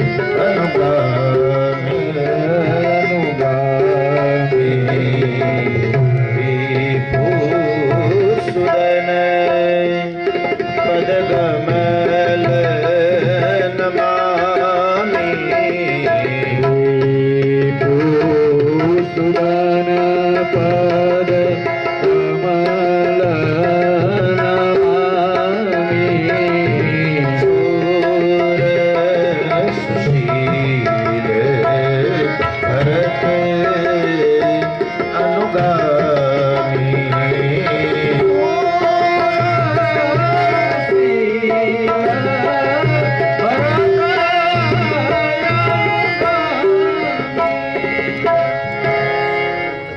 શત્રુઘ્ન ત્રીજા નંબરમાં છે, ચોથા નંબરમાં લક્ષ્મણજી છે. લક્ષ્મણજી ઘરમાં નાનામાં નાના છે. રામચરિત માનસના આ પાત્રો જેમ રામના સાથે લક્ષ્મણજીની જોડી છે એવી રીતના ભરતજીની અને શત્રુઘ્ન મહારાજની જોડી છે. જેમ રામના પગલે પગલે સમગ્ર જીવન શત્રુઘ્ન મહારાજે ખર્ચી નાખ્યું છે, લક્ષ્મણજી ખર્ચી નાખ્યું છે, એવી રીતના ભરતજીના પગલે પગલે શત્રુઘ્ન મહારાજે આખું જીવન ખર્ચી નાખ્યું છે. સુમિત્રાજીના બે દીકરા લક્ષ્મણ અને શત્રુઘ્ન, એક દીકરો રામની સેવા કરે છે, એક દીકરો ભરતજીની સેવા કરે છે. બંને દીકરા સેવાનું જ કાર્ય ઉપાડે છે. સુમિત્રાજીના બંને દીકરા સેવાનું કાર્ય કરે છે. એક રામની સેવા કરે, એક ભરતજીની સેવા કરે. અને આ રીપુસુદન એટલા માટે કહેવાય છે, રામાયણનો મોટામાં મોટા શત્રુ પર રામજી પ્રહાર નથી કરતા, શત્રુઘ્ન મહારાજ પ્રહાર કરે છે. રામાયણનો મોટામાં મોટો રાક્ષસ રાવણ નહોતો, લમણાસુર હતો. કોણ હતો? લમણાસુર. બહુ જ મોટો મથુરાનો એ વખતનો એ આ રાક્ષસ હતો. રામાવતારમાં મથુરાની ગાદી હતી અને મથુરાનું રાજ્ય આ લમણાસુરના હાથમાં હતું. રામચરિત માનસ ઉત્તરકાંડ. અને શત્રુઘ્ન મહારાજ લમણાસુર ઉપર ચડાઈ કરે છે અને લમણાસુરની સાથે યુદ્ધ કરીને લમણાસુરને મારી નાખે છે. લમણાસુર બહુ વરદાન પ્રાપ્ત કરેલો રાક્ષસ, અને એ વખતે મથુરાની ગાદી ઉપર આ લમણાસુરનું સામ્રાજ્ય ખતમ કરી અને શત્રુઘ્ન મહારાજ અયોધ્યાનો ધ્વજ ફરકાવી દે છે. એટલે રામાયણનો મોટામાં મોટો શત્રુ રાવણ નથી, લમણાસુર છે. મોટામાં મોટા શત્રુ પર પ્રહાર કરનાર કોઈ હોય રામચરિત માનસમાં તો શત્રુઘ્ન મહારાજ. બીજું, રામાયણનો એક બીજો પણ એક ગુપ્ત શત્રુ છે, એનું નામ છે મંથરા. રામ વનવાસ કૈકેયીને લીધે નથી થયો, મંથરાને લીધે થયો છે. કેમ કે મંથરાએ કૈકેયીના કાન ભર્યા અને કૈકેયી એ ઝેર દશરથજીની સામે ઓક્યું, એમાં બે વરદાનો મગાણા, રામને વનવાસ, ભરતને ગાદી, અને એમાં આખી રામાયણ દુઃખમાં પરિવર્તિત થઈ. તો મોટામાં મોટો શત્રુ કોણ? મંથરા. રામાયણમાં રામે રાવણને માર્યો એવી કથા આવે છે, પણ મંથરાને કોઈ હાવ મારી નાખી હોય એવી કથા રામચરિત માનસમાં નથી. મેં તો નથી સાંભળી હોય. તમે સાંભળી હોય મને કહેજો તો તમે. મંથરા હજી પણ જીવે છે. જ્યારે કોઈ સંયુક્ત કુટુંબમાં તકરાર ઉત્પન્ન થાય ત્યારે સમજવાનું કોક મંથરાએ આવીને કાન ભરી દીધા છે. હજી જીવે છે મંથરા, હજી જીવે છે. રામચરિત માનસમાંનું થોડું એવું પાત્ર છે, પણ એ બધી ચોપાઈને એક બાજુ તારવી અને એને જો ટેપિંગ કરી એની ઉપર એક જો પુસ્તક બહાર પડ્યું હોય તો સંયુક્ત કુટુંબમાં કેમ તકરાર કરવી એની પૂરેપૂરી ડિટેલ માહિતી મંથરાના જીવનમાંથી મળે. આવી જબરદસ્ત આ મહિલા છે. આ મહિલા એવી છે, હિંમત નથી હારતી. બીજું, ક્યાંય ઝપટમાં નથી છટતી, છટકી જાય છે. રામજીના ઝપટમાં ન ચડી, છટકી ગઈ અને શત્રુઘ્ન મહારાજના ઝપટે ચડી. જ્યારે ભરત અને શત્રુઘ્ન મોસાળેથી ઘેરે આવ્યા પિતાના અંતિમ સંસ્કાર કરવા માટે, અને એ વખતે કઈ માં ભરતજીની આરતી ઉતારે છે અને વાત કરે છે કે તારા પિતાનો સ્વર્ગવાસ થયો. અને ભરતજી પૂછે છે મારા બાપુજીનો સ્વર્ગવાસ કેવી રીતના થયો? એને તો તબિયત સારી હતી, આમ અચાનક કેવી રીતના એનું? ત્યારે મંથરા બાજુમાં ઊભી છે અને કઈ માં વાત કરે છે આવી રીતના અયોધ્યામાં તો મોટો ઉત્સવ ઉજવાતો હતો, પણ કઈ માં કયા મંથરાએ મને સહાય કરી, એણે મને 2 વરદાન માગવાનું કીધું, એ પ્રમાણે મેં વરદાન માગ્યા. એમાં રામને વનવાસ થયો અને તારા પિતાને એના વિયોગનું દુઃખ સહન ન થયું એટલે એનો સ્વર્ગવાસ થયો. એટલે શત્રુઘ્ન મહારાજને ખબર પડી ગઈ મોટામાં મોટો શત્રુ આ મંથરા છે. અને મંથરાના વાળ પકડી અને શત્રુઘ્ન દિવાલ હારે ભટકાડે, ઘડીક આ દિવાલે, ઘડીક આ દિવાલે, ઘડીક આ દિવાલે. રુધિર બાબત ઢરની ઠરમની રામચરિત માનસમાં લખ્યું, નાકમાંથી લોહી નીકળી ગયું મંથરા, એટલે આમ સારે બધું ભટકાડી છે. એ તો સંત સ્વભાવ હતો ભરતજીનો. એમણે મંથરાનો ચોટલો મુકાવીને કીધું કે આ હકીકતમાં ગુનેગાર નથી, ગુનેગાર આપણી માં છે. એ તો દાસી છે, એની બુદ્ધિ કેટલી હોય, એ ગમે એમ ચડાવે, પણ આપણે ચડાય નહીં ને. આપણે ચડી ગયા એટલે વાંક આપણો છે, આ મંથરાનો નથી. આમ કરીને મંથરાને છોડાવી. તો રામાયણનો મોટામાં મોટો શત્રુ લમણાસુર છે. બીજું, રામાયણનો ગુપ્ત શત્રુ મંથરા છે. મંથરા પણ શત્રુઘ્ન મહારાજ પ્રત્યાઘાત કરે છે, એ રામચરિત માનસમાં લખ્યું છે. અને ત્રીજું, શત્રુઘ્ન મહારાજ એ પહેલાના કાળમાં જ્યારે રાજાઓ યુદ્ધ કરવા માટે જતા અને એમ થતો કે અમારે પરાજય થશે તો યુદ્ધમાં જઈને અમે હારી જઈશું, તો બ્રાહ્મણો પાસે શત્રુઘ્ન નામના જાપ કરાવતા. આપણે પહેલા જાપ કરાવીએ ને, ઘણા લગ્નના યોગ ન ભેગા થતા હોય ને ગોરદાદા દેખાડી કે ભાઈ મહિના કેડે લગ્ન છે, જવો તો બધી કુંડળી તો બરાબર છે ને, કે કુંડળી તો બરાબર છે પણ હાહુની ને વહુની નથી મળતી. ગોરદાદા એમ કે એ તો ભાઈ કોઈ દે નહીં મળે, એ ગમે એવા જાપ કરાવશું તો એ કુંડળી નહીં મળે. એટલે ગોરબાબા એમ કે ફલાણા વસ્તુના જાપ કરવા પડશે, પછી આપણે એની પાસે અથવા તો આપણે જાપ કરીએ. એમ પહેલાના કાળમાં રાજાઓ જ્યારે યુદ્ધમાં જતા ત્યારે શત્રુઘ્ન મહારાજના નામના મંત્રોના જાપ કરાવતા. અને આ જે જાપ કરાવીને રાજા યુદ્ધમાં જાય એ વિજયી થતા. એટલે વિજયીના દેવ શત્રુઘ્નજી મહારાજ માનવામાં આવે છે. એટલે શત્રુઘ્ન મહારાજના ચરણમાં નમસ્કાર કર્યા. એમના પછી લક્ષ્મણજીના શરણમાં નમસ્કાર કર્યા. બંદહુ લક્ષ્મણ પદ જલ જાતા, શીતલ સુભગ ભગત સુખદાતા, રઘુપતિ કીર્તિ વિમલ પતાકા, દંડ સમાન ભયહુ જસ ઝાકા. રામચરિત માનસ. રામજીની કીર્તિની ધજા ફરકાવવા માટે લક્ષ્મણજી મહારાજ દંડ બન્યા છે. બીજું, લક્ષ્મણજી મહારાજ એ ઉદાર બહુ છે. ગુરુ વશિષ્ઠ તેહી રાખા, લક્ષ્મણ નામ ઉદાર. બાલકાંડમાં એમને ઉદાર શબ્દથી સંબોધિત કર્યા છે. લક્ષ્મણજી ઉદાર બહુ છે. ત્રીજું, લક્ષ્મણજીનો મગજ તેજ બહુ છે. લક્ષ્મણજી બહુ થોડુંક કાગામૂલું થાય એટલે તરત ક્રોધમાં આવી જાય છે. રામ શાંત છે પણ લક્ષ્મણજી આમ સહેજ બોલે એટલે એ પછી એની જાતને રોકી ન શકે. રામાયણમાં ઘણા પ્રસંગો છે. ધનુષ ભાંગવાનો જ્યારે પ્રસંગ હતો ત્યારે બધા રાજા ઊભા થયા, કોઈનાથી ઊંચું થતું નહોતું. જનક રાજાએ ચિંતા વ્યક્ત કરી કે આ ધનુષ તો મારી છોડી ઘોડો કરીને ચારે બાજુ રમીને ફરતી હતી, તમારાથી કોઈનાથી ઊંચું ન થયું. આમ જ્યાં કીધું એ બધાએ સાંભળી લીધું, પણ લક્ષ્મણજી ના સાંભળી શક્યા. એ તરત ઊભા થઈને બોલવા મળ્યા, કરે મારા ભાઈ રામની આગેવાની છે, અહીંયા હાજરી છે, અને તમે એમ કહો છો આ ધરતીના ઉપર કોઈ આ ધનુષના કોઈ ઉચકાવી ન શક્યું. હવે ધરતી વીર વિહીન થઈ ચૂકી છે, ક્ષત્રિયના દીકરા અહીંયા બેઠા હોય તમારાથી આમ બોલાય? મને મારા ભાઈ રામની આજ્ઞા નથી ને ચરણ ચાપે બ્રહ્માંડ, આખા બ્રહ્માંડને હમણાં એક થપાટ મારીને ઘા કરી દો. આમ લક્ષ્મણજી ઉગ્ર બન્યા છે. તો લક્ષ્મણજી આમ વાતે વાતમાં ઉગ્ર થઈ જાય છે. જે વ્યક્તિનો મગજ તેજ હોય ને એ ઉદાર બહુ હોય છે. આ તમારે માર્કિંગ કરી લેવાનું. ગમે ત્યારે જે માણસનો મગજ તેજ હોય ને એની જેટલો માણસ તમને ઉદાર ક્યાંય બીજે જોવા નહીં મળે. પણ મગજ એનો તેજ હોય એની હારે રહેવું એ બહુ બહુ કાઠી વાળું, બહુ વીમા વાળું. એનો સાજ વાતે વાતમાં મગજ તપી જાય. પણ ઉદારે પાછો એટલો હોય, એ પાછો ગમે એ વસ્તુને ઘા કરી દે, કાલે ઉઠાય. એટલે લક્ષ્મણજીનો ઉદાર શબ્દ વાપર્યો છે. લક્ષ્મણજી એવો કોઈ ઉદાર નથી. ત્રીજું, લક્ષ્મણજી એ શેષનાગનો અવતાર માનવામાં આવે છે. આખી ધરતીનો ભાર, એ પૃથ્વીનો ભાર શેષનાગના માથા ઉપર છે. અને શેષનાગ શેની ઉપર બેઠા છે? કાચબાની ઉપર બેઠા છે. કાચબાની ઉપર શેષનાગ અને શેષનાગની માથે આ ધરતીનો પિંડ છે. એટલે સકલ જગત આધાર, આખા જગતનો આધાર કોણ? શેષનાગ છે. એટલે સકલ જગત આધાર એવો શબ્દ વાપરવામાં આવ્યો. લક્ષ્મણજી આખા જગતના આધાર રૂપ છે. તો સકલ જગતનો આધાર લક્ષ્મણજીને ગણવામાં આવ્યા છે. બીજું, અહીંયા 2 મિનિટ કથાને વિરામ આપું. મારે એકાદ બે જાહેરાત કરવાની હોય. વળી પાછું આપણે કથાનો દોર આગળ ચલાવશું.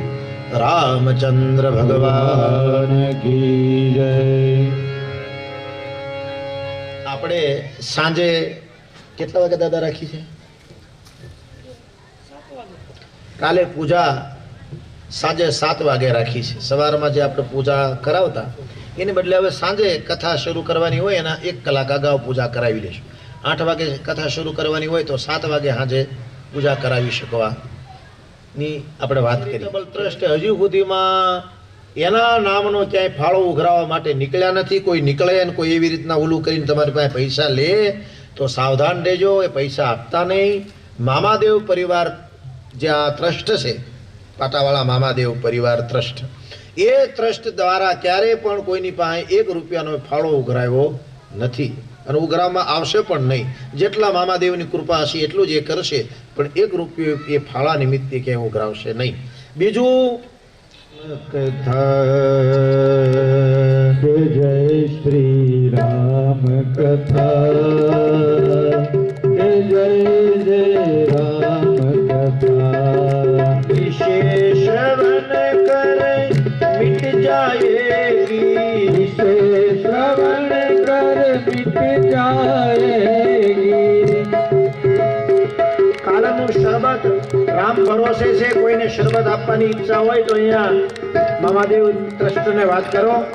વિશેષ શ્રવણ કર મિટ જાયેગી. કાલ શરબત રામ ભરોસે આવી ગયું તો પ્રમ દિવસનો એની ઈચ્છા હોય તો કહેજો.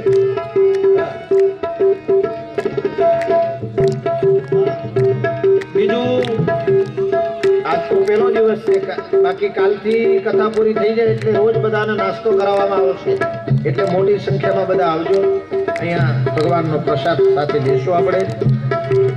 વિશેષ વન કર મિટ જાયેગી, શ્રવણ કર મિટ જાયેગી. વિશેષ વન કર મિટ જાયેગી, શ્રવણ કર મિટ જાયેગી.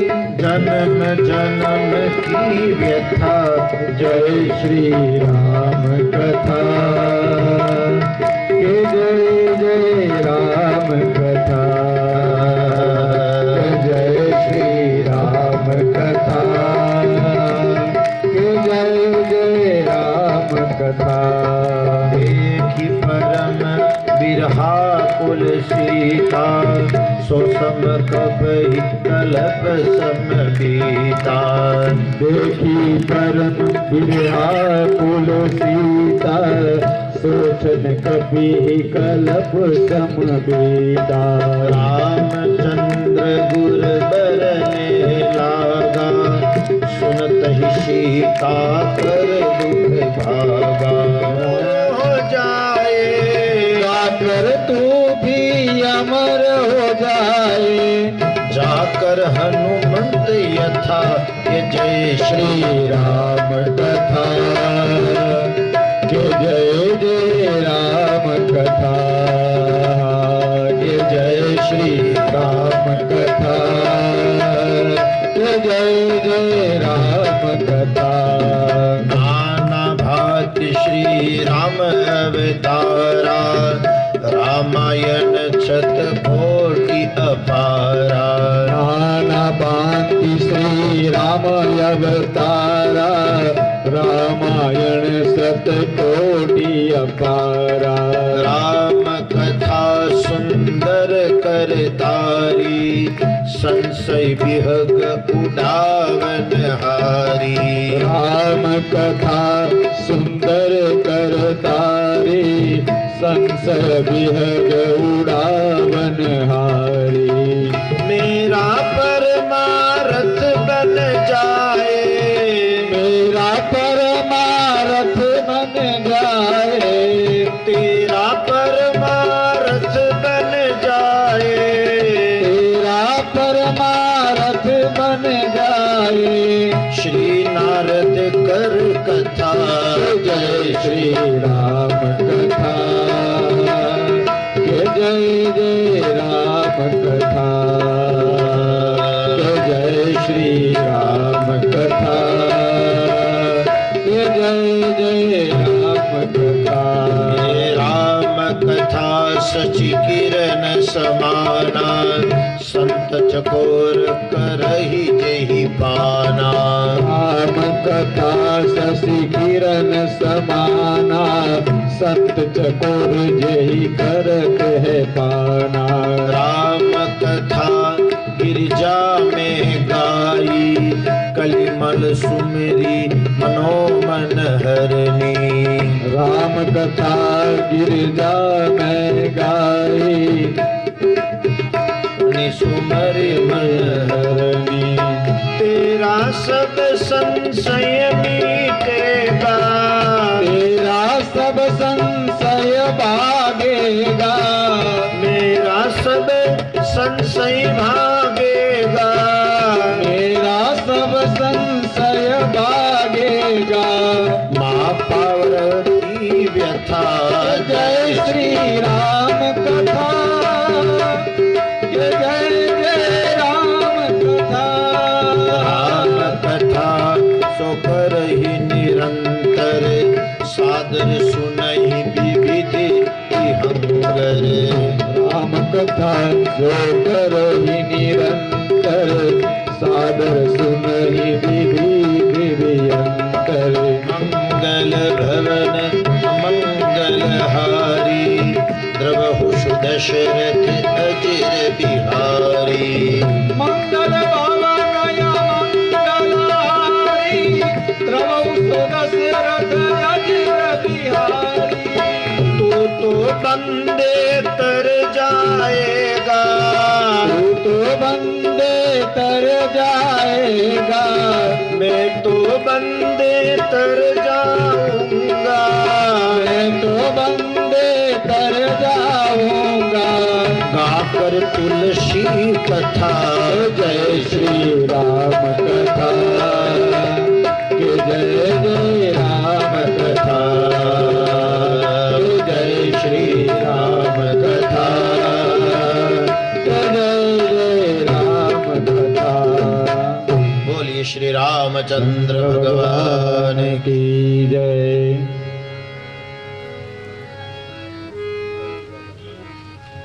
કાલે સાંજે અમારે બ્રાહ્મણોને પ્રસાદ લેવાનો સુનિલભાઈ જીવાભાઈ મકવાનાને ત્યાં સાંજે છે જે અમારું જમવાનું બનાવે એમને મારા તરફથી એક નાની એવી પ્રાર્થના છે પૂરી કે કંઈ ઠંડુ કે કંઈ ગળ્યું તમે કરશો નહીં દાળ ભાત શાક રોટલી જે અમે જમીએ છીએ એ જ બનાવજો તમે રોટલી છે રોટલા છે અથવા તો ભાખરી છે એવું બનાવજો પૂરી અમે નહીં લઈએ તમને એમ થાય કે ભાઈ દાદા આપણે ત્યાં આવે છે અને આપણે કંઈક કરીએ પણ હવે અમે અહીંયા 1 મહિનાની એકાદની કથા લઈને બેસી ગયા છીએ એટલે અમે જો પૂરી ખાઈએ તો વળતે દિવસે અમારું ગળું બેસી જાય અને અમે કથા ના કરી શકીએ આ કથા પૂરી કરીને પણ હું ઘરે નથી જવાનો અને એક બોટાદ બાજુ મારી કથા છે અમે ત્યાં જતા રહેવાના છીએ અને અહીંયા પણ સવારમાં 3 થી બપોર પછી 3 થી 6 જેતપુર કથા કરીને હું અહીંયા આવ્યો છું એટલે એક દિવસમાં અમે 2 કથા કરીએ છીએ કેમ કે બધાની સાથે આત્મીયતાના સંબંધ એવા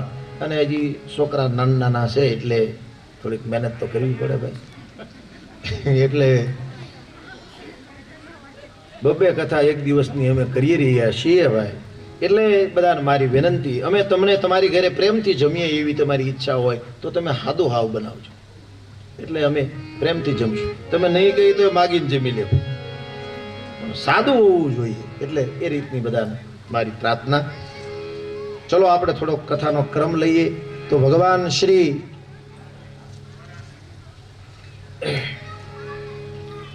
શત્રુઘ્ન મહારાજને વંદન કર્યા. એમના પછી ભગવતી શ્રી સીતાજીને વંદન કરવાની વાત આવે. અને સીતાજીને વંદન કરતા જનક સુતા જગ જનની મા જાનકી, જનક સુતા જગ જનની મા જાનકી, અતિશય પ્રિય કરુણા નિધાન કી, અતિશય પ્રિય કરુણા નિધાન કી, તાકે જુગપદ કમલ મનાવું, તાકે જુગપદ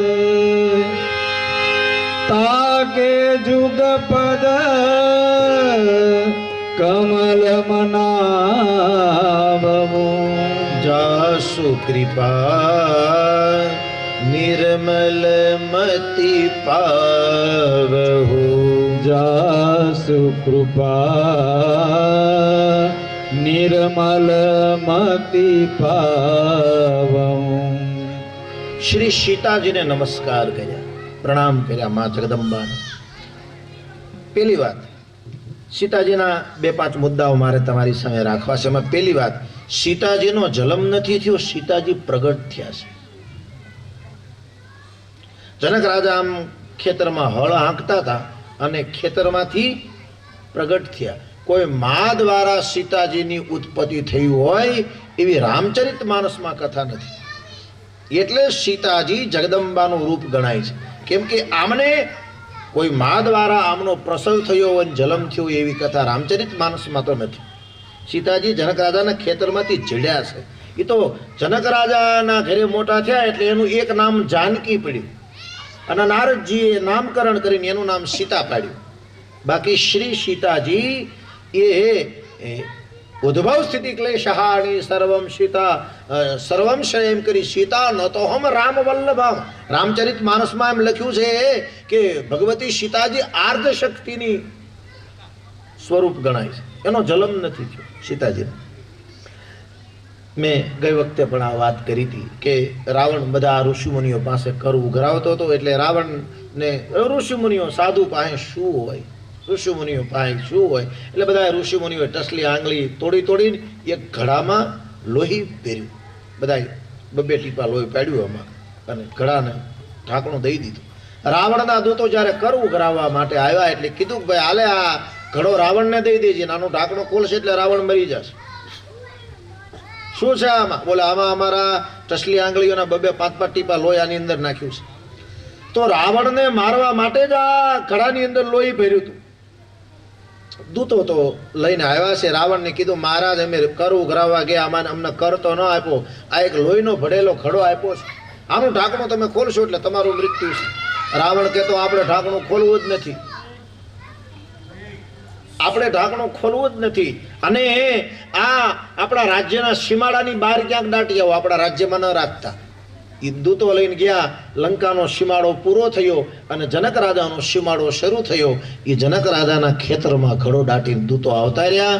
જનક રાજાએ આ હમણાં અખાત્રીજ ગઈ, અખાત્રીજના આપણે ત્યાં વાવણાના મુહૂર્ત હોય, અખાત્રીજને દી ખેડૂતો વાવણીના મુહૂર્તો કરે. એ હળ લઈ અને ખેતી કરવા માટે એ અખાત્રીજનું મુહૂર્ત કરવા ગયા અને શ્રી સીતાજી એ ઘડા ઉપરથી હળ હાલ્યું અને એ ઘડામાંથી સીતાજી જે લોહીનો ઘડો ભર્યો હતો ઋષિમુનિઓના, એમાંથી સીતાજી બની ગયા અને સીતાજી આવી રીતના ઘડામાંથી જનક રાજાને જડ્યા છે.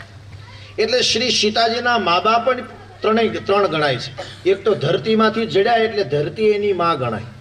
બીજું જનક અને સુનૈના એ મોટા કર્યા એટલે જનક અને સુનૈના પણ એના મા બાપ ગણાય. અને ઋષિમુનિઓના લોહીમાંથી સીતાજી બન્યા એટલે ઋષિમુનિઓ પણ એના મા બાપ ગણાય.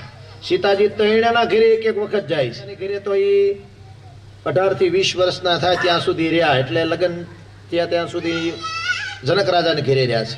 બીજું છેલ્લે ધરતીમાં સમાઈ જાય છે એટલે ધરતીમાં પાસે જાય છે સીતાજી છેલ્લે ન્યાય, એમ કે ત્રીજી માતા એ પણ ગણાય છે. ઋષિમુનિઓ પાસે ક્યારે જાય? કેમ કે ઋષિમુનિઓના તો લોહીના ઘડામાંથી, લોહીના ટીપામાંથી સીતાજીનું ઉત્પત્તિ કરવાનું સ્થાન છે. એટલે જ્યારે સીતાજીની ડિલિવરી જ્યારે આવવાની હતી અને જ્યારે બાળકો નાના થવાના હતા એટલે રામજી પૂછ્યું કે ભાઈ તમારે 3 મા છે 3 બાપ છે, તો મેં ઋષિમુનિઓના દીકરી ગણાવ, ધરતીના દીકરી ગણાવ અને જનક રાજાના દીકરી ગણાવ. અને દીકરીની પહેલી વહેલી ડિલિવરી આવે એટલે એને જ્યાં ગમતું હોય ત્યાં એ જતી રહે આરામ કરવા માટે. આરામ તો શું કરે, બળતરા કરે, એ પણ તોય ન્યા જાય એને ત્યાં સુકૂન મળે કે ભાઈ, એટલે મોટા ભાગે માવતરના ઘરે દીકરી જાય. રામજી કીધું હવે તમારે જનક રાજાને ત્યાં જવું છે, ઋષિમુનિઓ તમારા મા બાપ છે ત્યાં જવું છે કે ધરતી માતાની પાસે જવું છે? તમારા 3 મા બાપ છે. એટલે સીતાજી કીધું કે હું છેલ્લે ધરતીમાં હમાવાની એટલે ધરતી માતા પાસે તો હું જવાની જ છું, અને જનકપુરમાં તે હું મોટી થઈ એટલે ત્યાંય હું બહુ રહીશું. મને તમે વાલ્મીકીના આશ્રમે મૂકી આવો. અને વાલ્મીકીના આશ્રમે સીતાજીને ત્યાગ નથી કર્યો. સીતાજીને ઓચિંતાના લક્ષ્મણજી મૂકીને વૈયા એવું નથી. ઋષિમુનિઓની જ દીકરી હતી સીતાજી, એના લોહીમાંથી બનેલી હતી. એટલે સીતાજીએ 2 બાળકોને જન્મ વાલ્મીકી ઋષિના આશ્રમે આપ્યા. રામાયણમાં સીતાના ત્યાગની કથા નથી.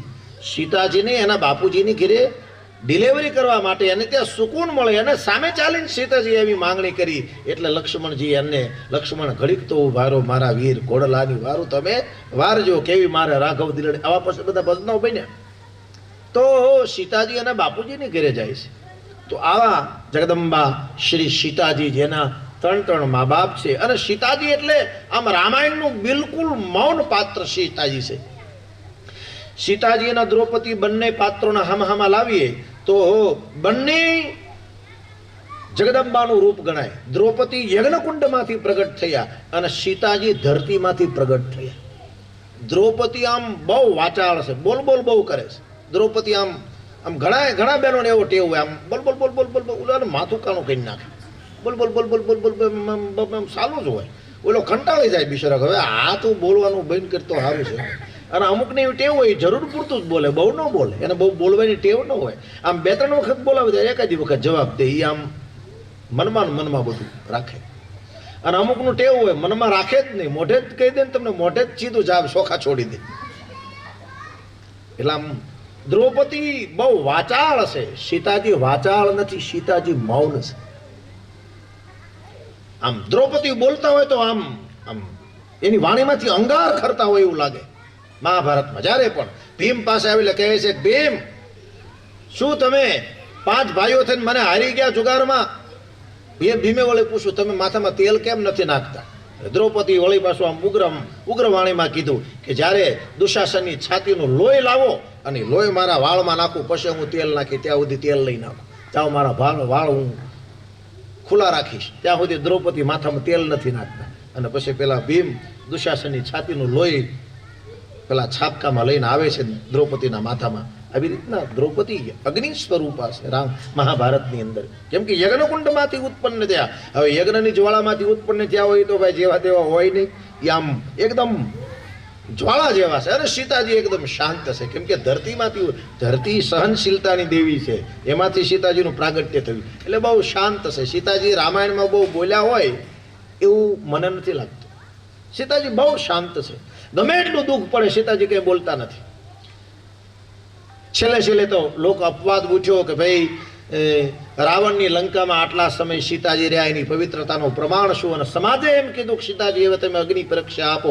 ત્યારે સીતાજી અગ્નિ પરીક્ષા ના આપી, ધરતી માતાને કીધું કે જો મન વચન કર્મથી હું અનન્ય રામની જ દાસી બનીને મેં પરપુરુષની સામે ઊંચી નજર કરીને જોયું ન હોય તો હે ધરતી માતા તમે હવે મને માર્ગ દઈ દો. ધરતી ફાટી અને સીતાજી સીધા જ ધરતીમાં સમાઈ ગયા. પણ સીતાજીએ રામને ક્યારે ન કીધું કે તમે મને આટલું બધું દુઃખ દો છો.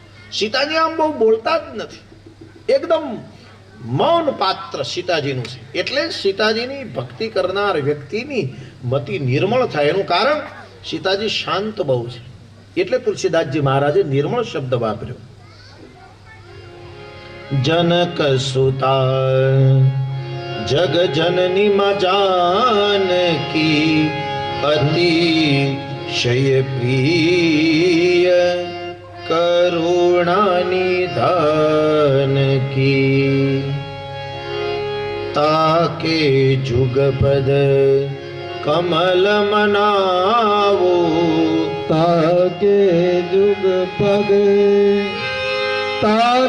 જુગ પદ કમલ મનાવો જાસુ કૃપા નિર્મલ મતિ પાવહુ જાસુ કૃપા નિર્મલ મતિ પાવહુ નિર્મળ મતિ પાવહુ. જેની કૃપાથી મારી મતિ નિર્મળ થાય. કેમ કે સીતાજી બહુ શાંત છે. સીતાજીનું ભજન કરનારા વ્યક્તિને ધીરજ સતત મળતી રહે છે. કેમ કે સીતા ધીરજની દેવી છે. એવા ધીરજના દેવી ભગવતી શ્રી સીતાજીને નમસ્કાર કર્યા. સીતાજી એટલે એક બહુ જ મોટું અને રામાયણનું એક બહુ જ વિશેષ પૂર્ણ પાત્ર એટલે સીતાજી છે. સીતાજીને નમસ્કાર કર્યા અને છેલ્લે હવે ભગવાન રામને નમસ્કાર કરી રહ્યા છે. રાજીવ નયન ધરે ધનુષાયક રાજીવ નયન ધરે ધનુષાયક ભગત વિપતિ ભંજન સુખદાયક ભગત વિપતિ ભંજન સુખદાયક રાજીવ નયન ધરે ધનુષાયક. રામજીના નેત્રો ખૂબ સુંદર છે. રામજીના નેત્રો જેવા બીજા કોઈના નેત્રો નથી. રાજીવ નયન. રામજીના નેત્રની પાપણ બહુ લાંબી છે. હાથ તો રામજીના ઘૂંટણ સુધી લાંબા છે જ. એ વાત તો તમે બધ્ય પદ્માસનમ સ્થિતો એ મંત્રમાં આવે છે. ઘૂંટણ સુધી રામજીના હાથ લાંબા છે. પણ રામજીની પાપણ પણ એવી સુંદર છે. રાજીવ નયન. ભગવાનના નયન કમળ સમાન છે. કમળની પાખડીઓ જેવા ભગવાનના નેત્રો છે. અને ભગત વિપતિ ભંજન સુખદાયક. ભક્તોના દુઃખનું ભંજન કરનારા ભગવાન છે. કેમ કે રામજી હાથમાં ધનુષબાણ ધારણ કરે છે. ધનુષબાણ શું કામ ધારણ કરે છે? એના ભગત ઉપર કોઈ ભીડ પડે તો એ ધનુષ ઉપર બાણ ચડાવી અને એ દુઃખનું ભંજન કરી નાખે છે, દુઃખ ભાંગી નાખે છે. એટલે તુલસીદાસજી આ વંદનામાં ભક્તની વિપત્તિનું ભંજન કરવાની વાત કરી. ભક્તોની વિપત્તિનું ભંજન કરે છે. કોઈ પણ વિપત્તિ એના જીવનમાં આવવાનું હોય એનું ભંજન કરે, ભાંગી નાખે. ભંજન એટલે ભાંગવું, ભાંગી નાખે ભગવાન. બીજું, રામ મર્યાદા પુરુષોત્તમ છે. તમે જુઓ, દશરથજીને 3 બાયુ છે, 3 પત્ની છે. કૌશલ્યાજી, સુમિત્રાજી અને કઈ સીતાજીની હારે રામજીના લગ્ન થઈ ગયા અને રામજી પરણીને ઘરે આવી ગયા. પછી ઘણો સમય વીત્યો અને એક વખત સભામાં બેઠા છે રામજી અને દશરથજી જાહેરમાં રામજીને કીધું કે ભાઈ ધનુષ ભાંગ્યું ને સીતાને તમે પરિણાય તો બરાબર છે, પણ હજી તમારી લગ્ન કરવાની ઈચ્છા હોય તો હજી હું તમને પરણાવવા તૈયાર છું. આમ દશરથજીએ રામજીને કીધું. હવે બાપુજીને તો એમ ન કહેવાય. દીકરો તો કઈ બાપાને એમ ન કે તમે 3 બાયું શું કામ કરી, એમ એ તો કહેવાય જ નહીં ને. સવાલ નહીં. એને જે લાગ્યું એને કર્યું. પણ રામજી એ જોયું કે મારા બાપુજીને 3 પત્ની છે તો અયોધ્યામાં બીજા ઘણા એવા હતા. એના કોઈને 5 પત્ની હતી, કોઈને 4 પત્ની હતી, કોઈને 6 પત્ની હતી. કે આપણા રાજાને 3 છે તો આપણે 5 કરવામાં શું વાંધો? એક વાસણ ઉટકશે, એક હંજવારી પોતા કરશે, એક રસોઈ બનાવશે, બધાને નોખાનો વિભાગ હોપી દેવું અને બેનું હેપીને રસોઈનું બધું કરે અને એ બધાને આનંદ કરે. દશરથજી રાજા જેવો હોય એવી એની પ્રજા ઉપર એના સંસ્કારનો પડછાયો પડે છે. રામજીએ જાહેરમાં કીધું કે તમે તો બધા મને પરણાવવા માગો છો અને સ્વાભાવિક છે. પણ હું વ્યક્તિગત એમ કહું છું કે સીતાજી સાથે લગ્ન કરીને હું બહુ ખુશ છું. હવે મારે બીજા લગ્ન કરવા નથી. હું એક જ પત્ની વ્રત ધારણ આજથી કરું છું.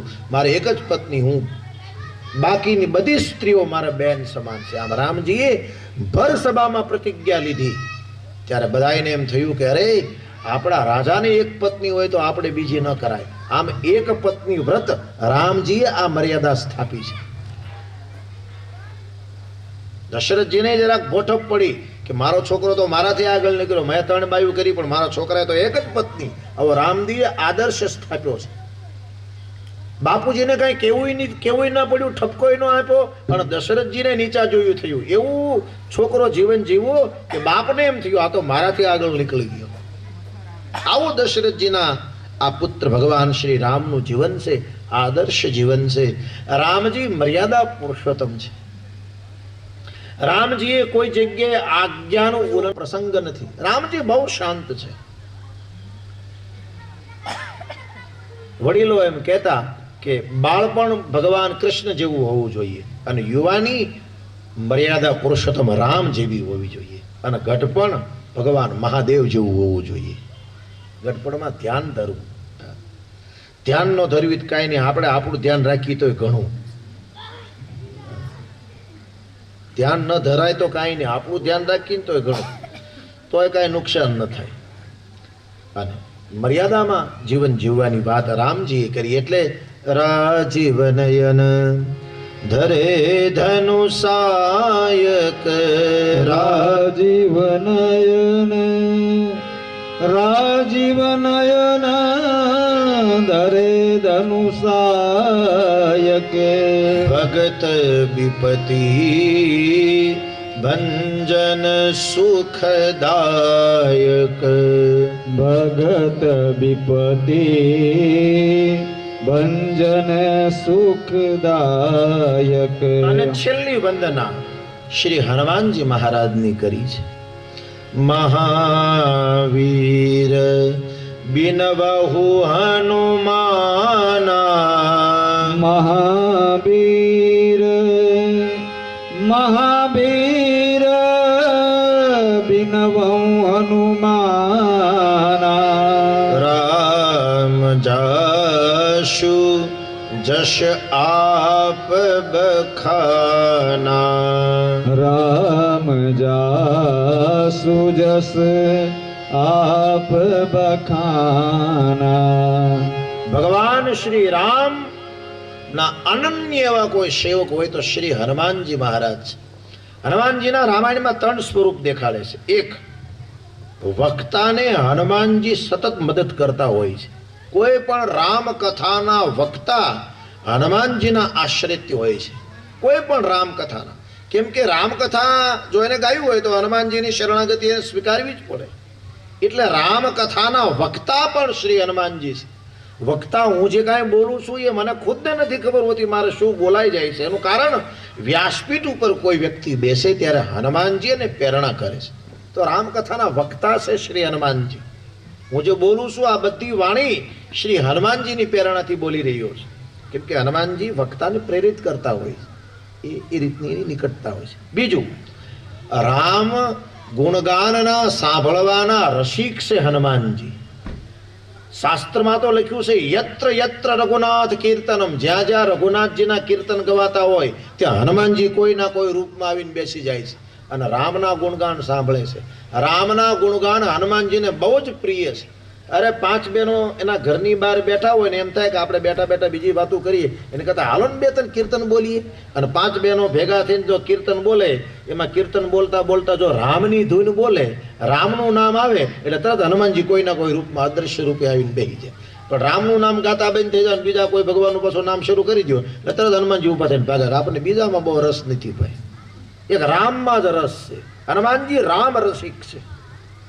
કેમ કે હનુમાનજી રામના રસાયણને જાણે. તુલસીદાસજી મહારાજે લખ્યું, રામ રસાયન તુમરે પાસા, રામ રસાયન તુમરે પાસા, સદા રહો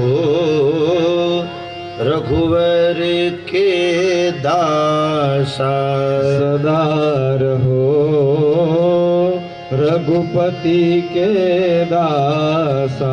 રામના રસાયણને જાણવા વાળા શ્રી હનુમાનજી મહારાજ. હનુમાનજી વક્તાને તો પ્રેરિત કરે જ છે, બીજું શ્રોતા બનીને કથા સાંભળે છે. રામના ગુણગાન સાંભળવાના કોઈ પ્રિયમાં પ્રિય અને આમ સારામાં સારો કોઈ શ્રોતા હોય તો શ્રી હનુમાનજી છે. રામની કથા જ્યાં જ્યાં હોય, યત્ર યત્ર રઘુનાથ કીર્તન, જ્યાં જ્યાં રામના ગુણગાન ગવાતા હોય ત્યાં હનુમાનજી કોઈના કોઈ રૂપે આવીને બેહી જાય. પછી વક્તા આઈએ હનુમંત બિરાજીએ, કથા કહું મતિ અનુસાર પ્રેમ સહિત ગાદી ધરું, પધારીએ પવન કુમાર. બોલે કે ન બોલે હનુમાનજી પોગી જ જાય. અને ત્રીજું, રામાયણમાં એનું પાત્ર પણ છે. કિષ્કિંધામાંથી એનું પાત્ર શરૂ થાય. રામજીની આજ્ઞા લઈને સીતાજીની શોધ કરવા જાય, સીતાજીની શોધ કરીને પાછા આવે, ચૂડામણી લઈને આવે, રામજીને આપે. 18 પદ્મ વાનર સેના લઈને રામજી જાય. એમાં રામજીને મદદ કરવા વાળા છે. હનુમાનજી શ્રોતા છે, વક્તા છે અને પાત્રના રૂપે પણ શ્રી હનુમાનજી મહારાજ રામાયણની અંદર છે. હનુમાનજી આવે એટલે રામાયણ પછી જામી જાય. વીર હનુમાના, વીર હનુમાના, અતિ બલવાના, અતિ બલવાના, વીર હનુમાના, વીર હનુમાના, અતિ બલવાના. પ્રભુ મન બસ્યો રે, રામ નામ રસિયો રે, પ્રભુ મન બસ્યો રે. રામ નામ રસિયો રે, પ્રભુ મન બસ્યો રે. વીર હનુમાના, વીર હનુમાના, અતિ બલવાના, અતિ બલવાના, રામ નામ રસિયો રે, પ્રભુ મન બસ્યો રે. રામ નામ રસિયો રે, એ પ્રભુ મન બસ્યો રે. ના કોઈ સાથી ના કોઈ સંગી, ના કોઈ સાથી ના કોઈ સંગી, ના કોઈ સાથી ના કોઈ સંગી, ના કોઈ સાથી ના કોઈ સંગી.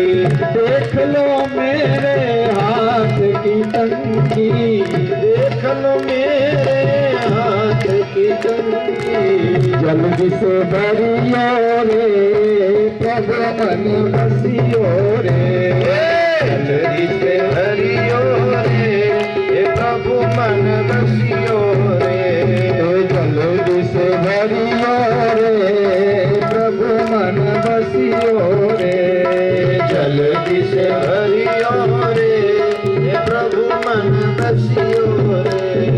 वीर हनुमाना, वीर हनुमाना, अति बलवाना, अति बलवाना, वीर हनुमाना, वीर हनुमाना, अति बलवाना, अति बलवाना. राम नाम रसियो रे, प्रभु मन बसियो रे. राम नाम रसियो रे, प्रभु मन बसियो रे. राम नाम रसियो रे, प्रभु मन बसियो रे. राम नाम रसियो रे, प्रभु मन बसियो रे. चंद्र भगवान की, श्री बालकृष्ण लाल की, श्री हनुमान जी महाराज की जय. सदगुरु भगवान की जय. पाटावाला मामा देव जय. पाटावाला पीरजी महाराज की जय. ओम नमः पार्वती पतये, हर हर महादेव. અત્યારની કથા અહીંયા વિરામ. પવન તનય સંકટ હરણ, મંગલ મૂર્તિ રૂપ, राम लखन सीता सहित हृदय बसहु सुरभूप. राम तेरी आरती गावो, राजा राम तेरी आरती गावो.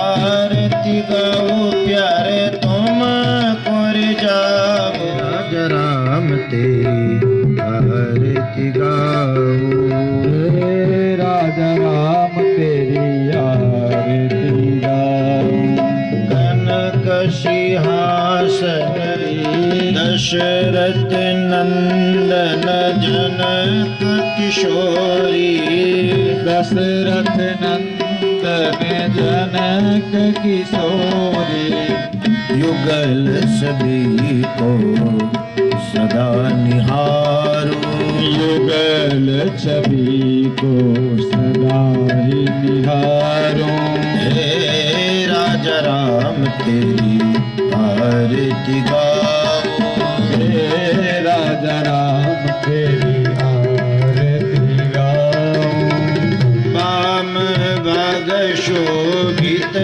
जग जननी वाम भाग शोभित जग जननी चरण विराजत है सुत अंजनी चरण विराजत है सुत अंजनी उन चरणों को सदा पखारो मैं उन चरणों को सदा पखारो हे राजा राम तेरी आरती गाओ हे राजा राम तेरी आरती गाऊं आरती हनुमंत के मन भावे आरती हनुमत के मन भावे राम कथा नित शिव जी